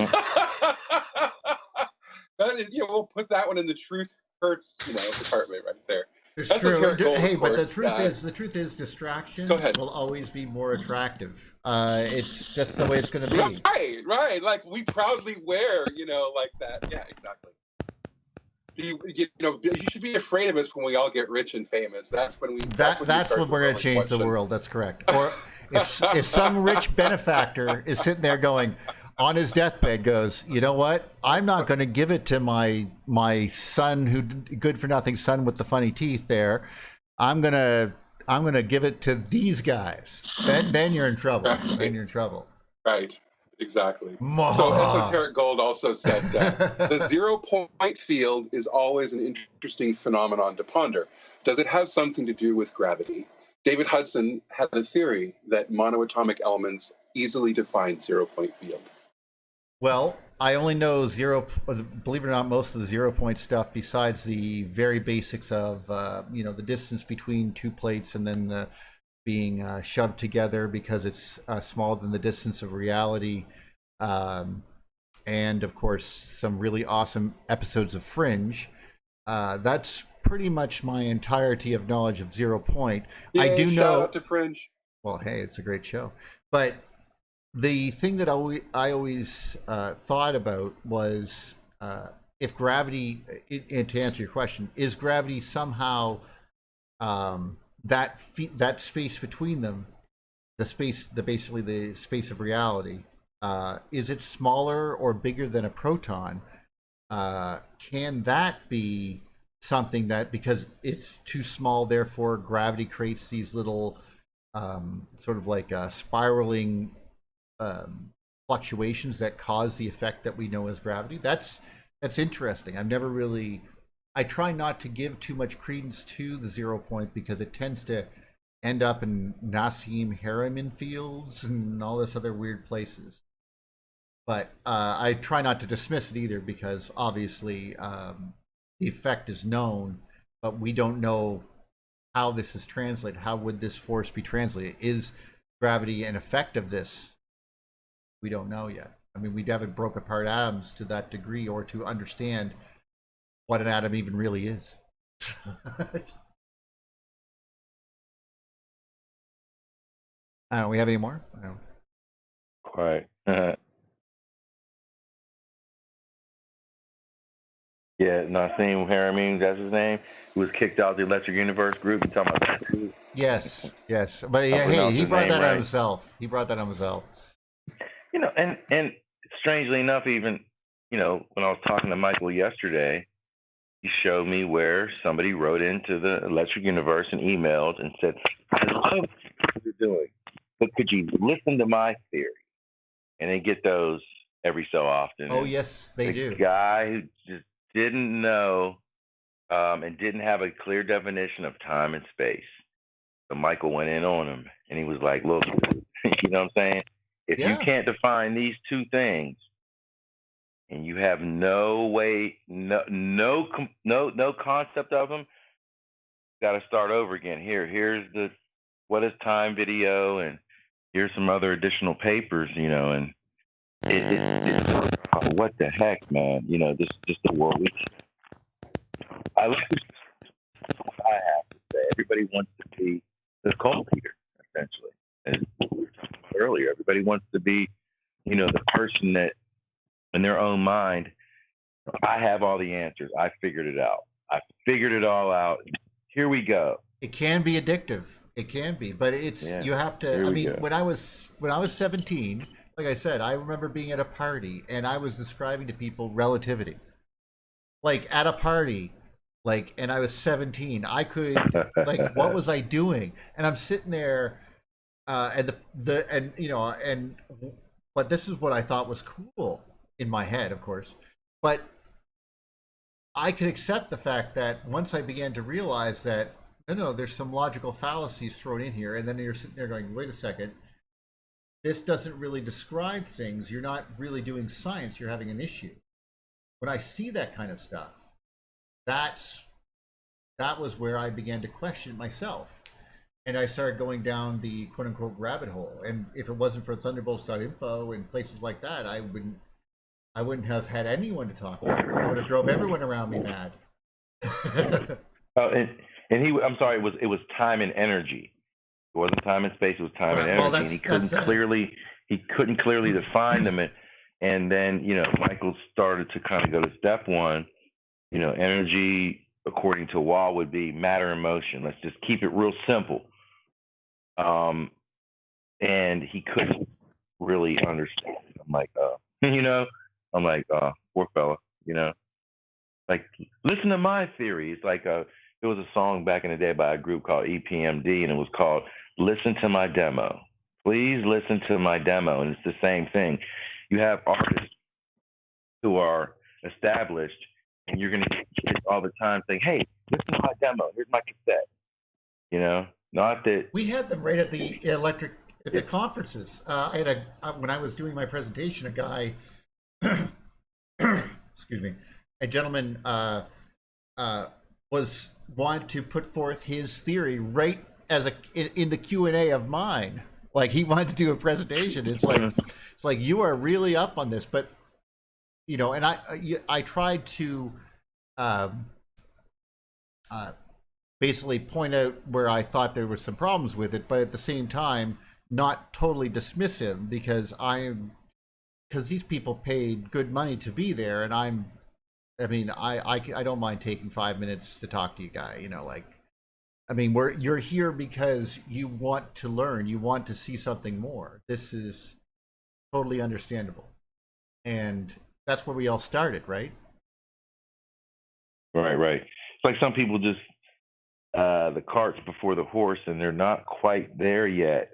Because I made a video years ago, and I pulled it because I made some real fundamental errors in it. I was dealing with electric universe stuff, but I hadn't even gotten through all the mythology and those things at that point. I made some great points, but I made some bad points too. And I pulled the video. I'll never show it to anybody ever again, because I'm like, I wasn't quite. Yeah, no, man. Never showing that again. That's funny. Oh, hell no. Heck no. And Ego says because I was no. I was trying to use mainstream cosmology versus the EU, but even try to tie it in to where, you think superstrings are real, then they'd be electrical, but they're not really real. It's not. Yeah, that's a mental game. Yeah, I tried to. Yeah, and then I was like, I won't let anybody in the group see this. I'm gonna hide this video. But I made some good. Hey, have you guys ever heard of a Kugelblitz? A what? Kugelblitz. No. It's a German term for what we would call ball lightning, or disambiguation. In theoretical physics, it's a concentration of heat, light, and radiation so intense that its energy forms an event horizon and becomes self-trapped, according to general relativity and the equivalence of mass and energy. If enough radiation is aimed into a region, a concentration of energy can warp space-time enough for the region to become something like a black hole. Although this would be a black hole whose origin, mass, energy had been in the form of radiant energy rather than matter. So Kugelblitz is a black hole formed when radiation, from radiation as opposed to from matter. It was brought up in the comments, and I thought it would be fun to throw it out there. I'd never heard of that. Normally, as soon as I started hearing that, my first thoughts were, that's just a plasmoid. But yeah, Renegade is throwing some tasty tidbits into the mix. Like Kugelblitz is he believes that's what matter is. I believe matter to be a Google Blitz. So, but that leads me to one of my sort of questions of this topic, which is how electricity and plasma can do weird things that seem animate, and in becoming animate and or even reacting or moving about before us can seem to be living or entities, and that connection between plasma being alive and sprites being living beings is a jump that I haven't quite made yet, but I think is an emerging idea in. Well, sprites happen a lot faster. The Northern Lights would be something that you would think of as spiritual or divine, more likely. Yeah, our best modern example of something that kind of. I mean, I myself have an experience with the Northern Lights that felt very sort of like interactive.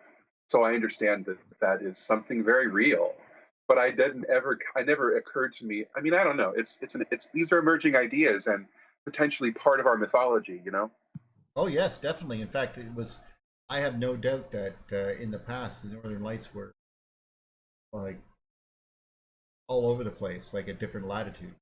Just like we can see hot rings around Jupiter, there must have been places on the Earth where would be red all the way down to New York, as it went into the oxygen layer and so on and so forth.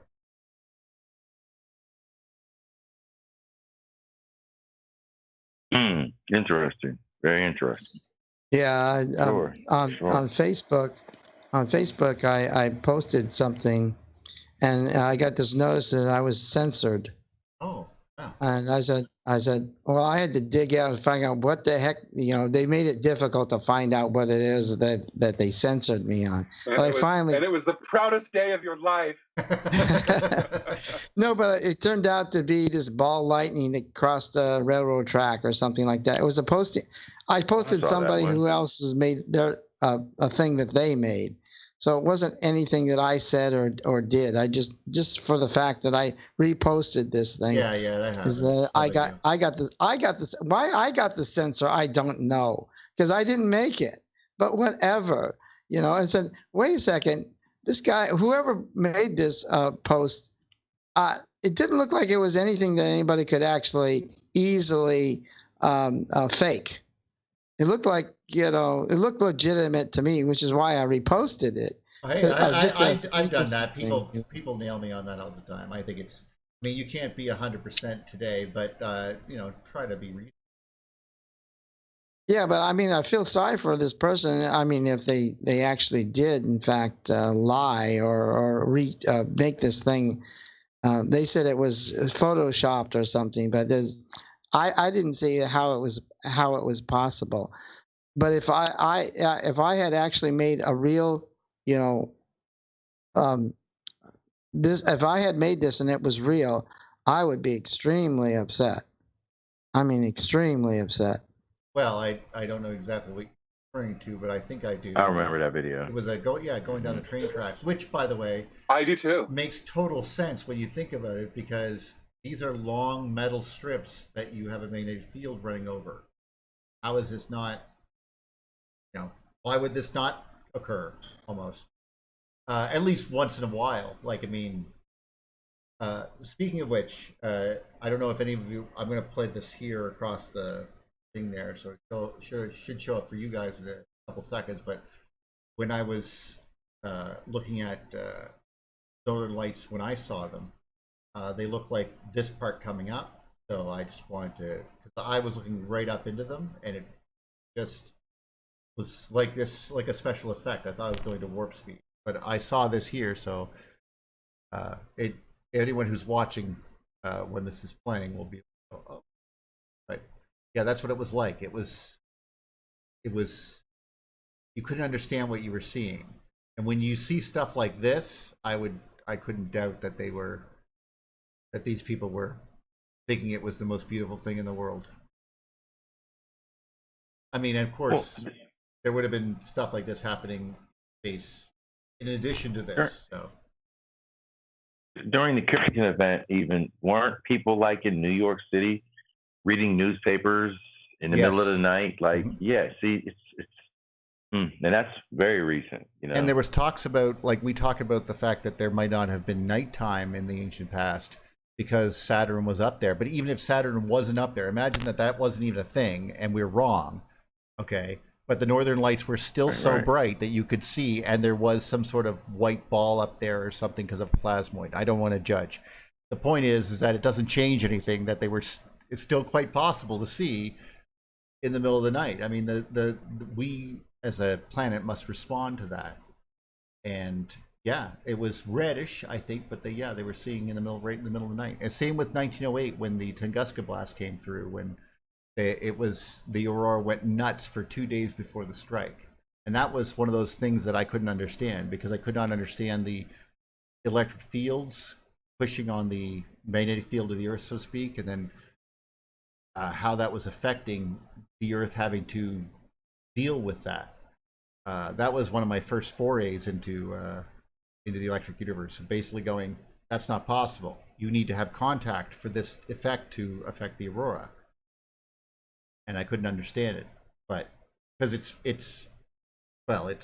was considered almost not real. Like, people reported it, but like all the way to England, but they still, when you're reading it and you only understand relativity, it's impossible.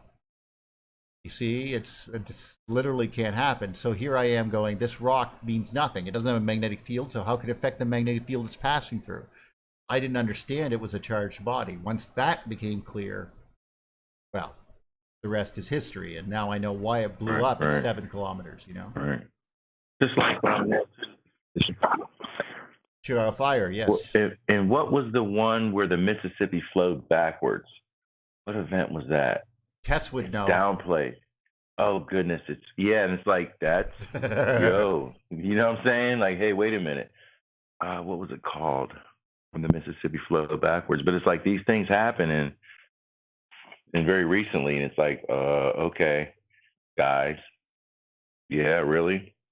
Relativity and, you know, well, yeah, I remember the Mississippi, and they were talking about islands caving and collapsing and how the land was different when they woke up in the morning. I mean, I recall that story, and it freaked me out. I'm going to look it up. I think it's called New Madrid. Was it the New Madrid earthquake?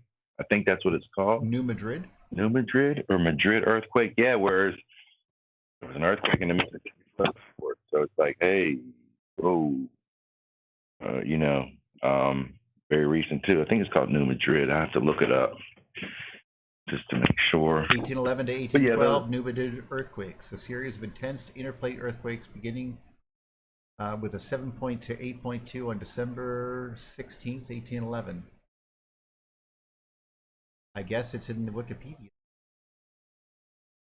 Yeah, and the Mississippi River flowed backwards. I mean, that's like, huh? You know? Okay, you got me there. I wouldn't even understand how that would happen. Yeah, well, huh? Yeah, the water was moving backwards, like, some eyewitness accounts. That's probably where you found them. Yeah, like, okay, that's Well, the Mississippi changes its course a little bit, and it's not where it used to be 2 centuries ago.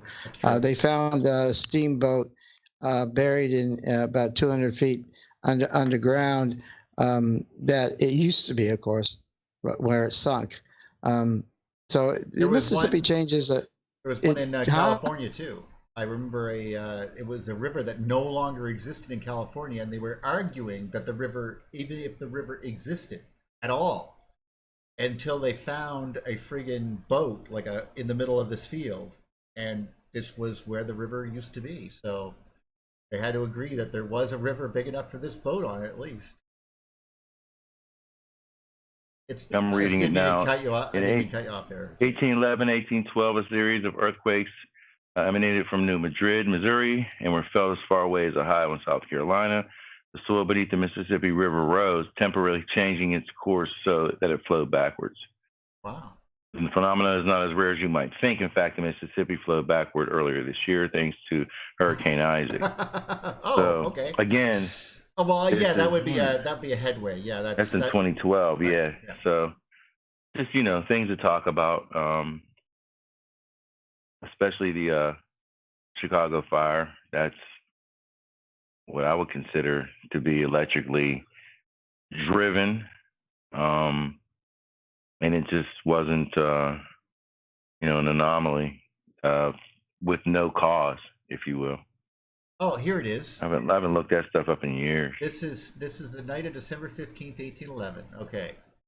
So after supper, we went to sleep as usual about 10 o'clock, and the night I was awakened by a tremendous noise accompanied by an agitation of the boat so violent that it appeared in danger of upsetting. I could distinctly see the river as if agitated by a storm, and although the noise was inconceivably loud and terrific, I could distinctly hear the crashing of falling trees, the screaming of the wild fowl in the river, but found that the boat was still safe at her moorings.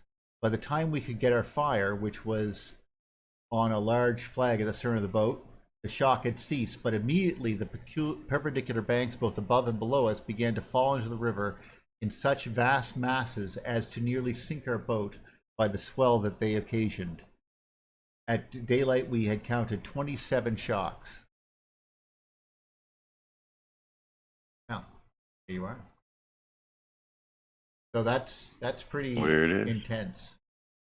I heard also about, in this particular instance, if I'm not mistaken, there was just an amazing amount of lights, but they're not apparently in this earthquake lights, I assume. Very interesting.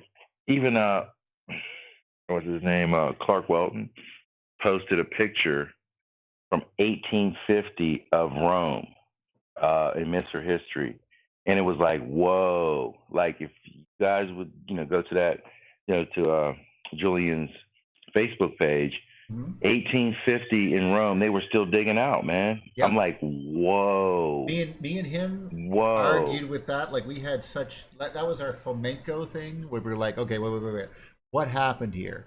Because to be honest, there's paintings you can see that there are, inscriptions or descriptions. I can't remember what it was, but there were clearly indicating that people were walking around normal in Rome in like 850 or something. And then at 1250, it was 40 feet under dirt. Like, so something happened in those intervening years. And it's incredible because how do you get 40 feet of dirt to cover an entire city? Like, where did it come from? I find that fascinating. I was shocked. 1850. Wow. I was shocked. I posted that picture. Well, the Mediterranean has had sinkings before. The city of Alexandria, basically a lot of it, including the lighthouse, was basically went under the sea. So the Mediterranean is not tame. It can be made very unhappy, and Italy happens to be around there, so it can get a tsunami. It can get some dirt coming up its banks, no problem. Well, I have no doubt that a tsunami could explain some things, but there's other parts that 40 feet is a lot of dirt. And usually if you get a tsunami that could drop 40 or 50 feet, it would be destroying everything it hit.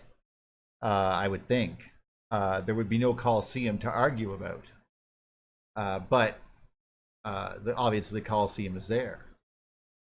So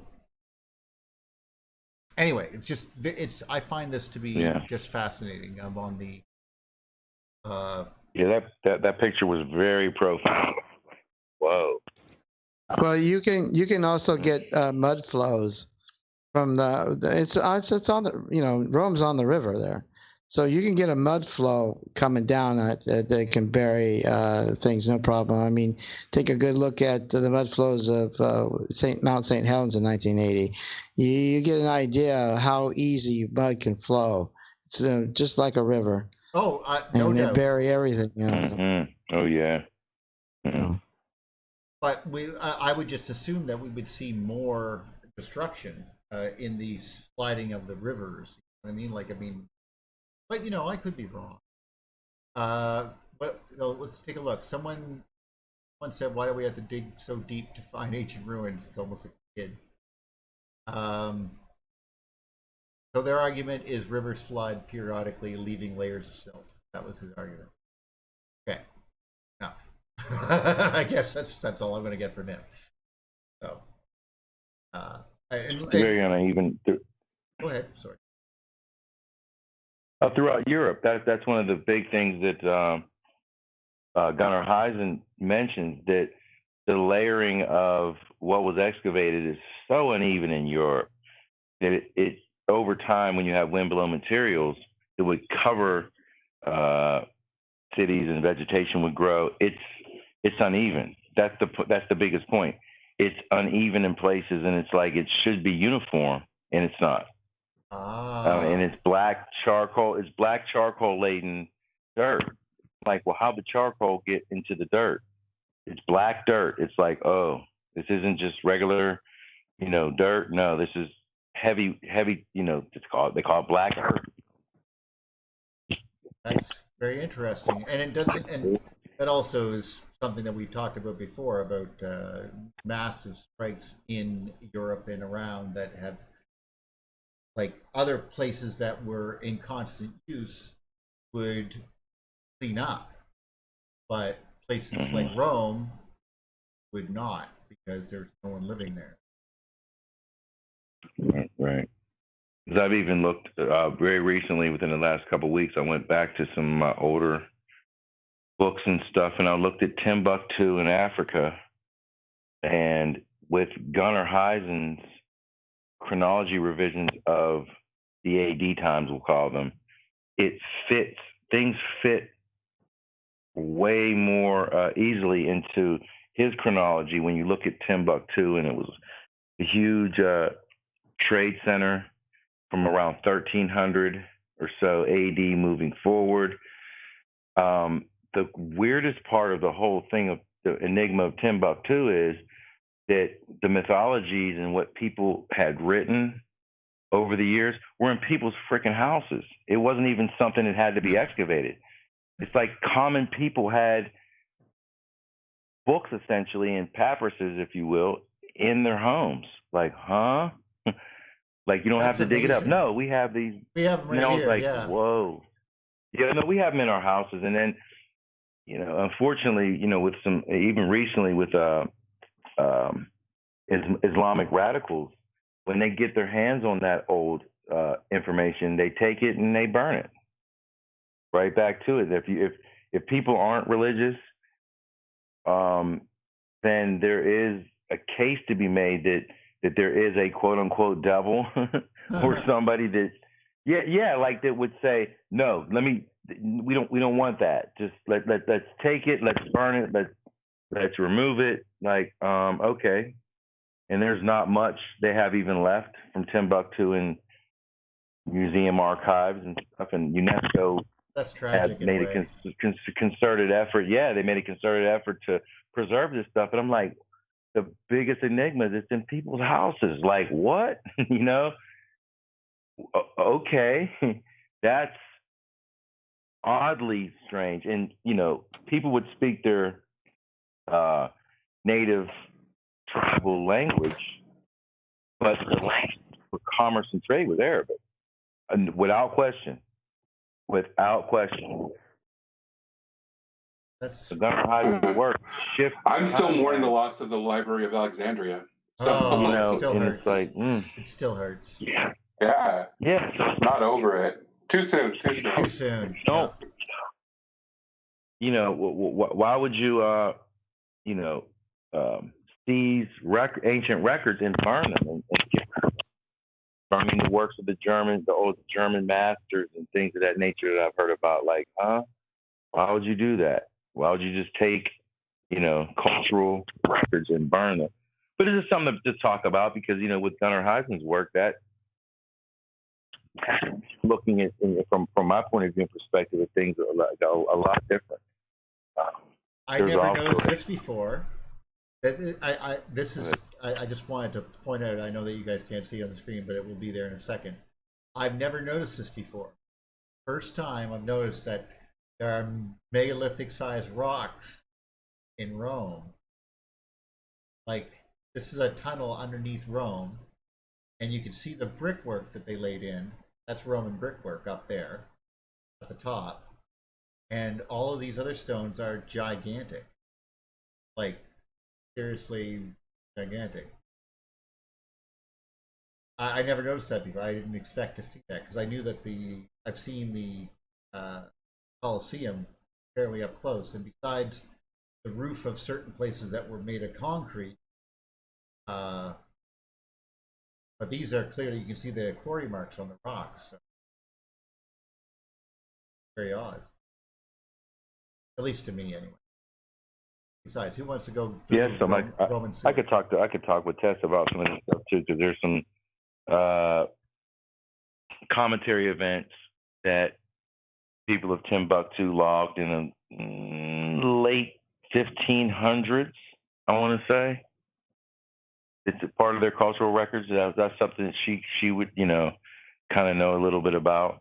But I find it fascinating still too that there's cultural records, and it's like Herodotus. Okay, where did the Sahara Desert come from? What is that, 600 BC about?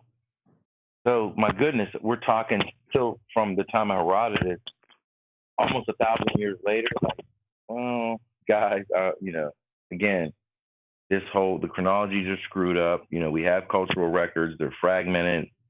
And we have this neat package that we get through mainstream academia that pushes it a certain way. And it's like, we got to really still take a closer look at the mythologies and the historical records of, not only ancient cultures, but more recent cultures, and say, hey, there's a tie-in. Sure, there's a tie-in of digging out, if you will, and,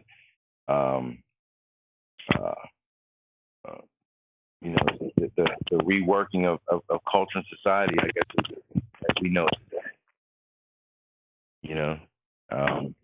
I would agree. It's fascinating to me. Like, it's like, whoa. Yeah, like, my goodness. You talk about the last 500 years. I think that's really important because the Renaissance just pops up like, what was the Renaissance about? Why is there rebirth? Rebirth from what? Well, the Dark Ages. And it's like, okay, sure.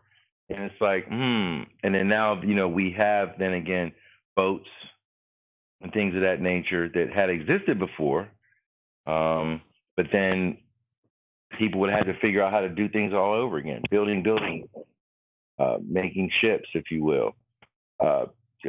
Julian just posted recently too and there was no picture through a Greek, like Greek history, if you will, website, that there's some shipwrecks that they've recently found in the Nile Delta that match the description of ships that Herodotus was talking about that were speculative.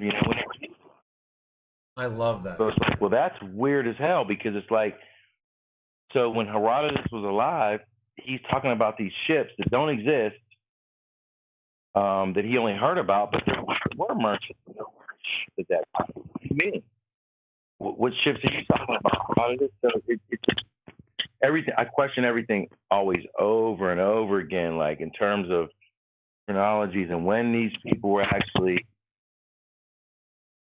asking these questions, if you will. I think these historians were asking questions. I think that they were asking, a lot of times we were asking a lot of the right questions, but obviously sometimes our biases creep in, like always assuming that every single thing that Egyptians do is religious, all because of the translations done by a guy who thought that they, like, sure, like that's throwing something in there that might not actually. I mean, Neil, they use, if you look at the works of Ramses, the Ramsey family, I call it, they used Hebrew to help decipher some of that stuff. I'm like, huh?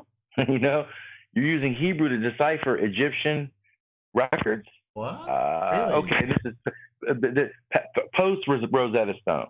Right. And it's like, I have these books here, and I'm like, why are you using Hebrew to decipher these cultural records?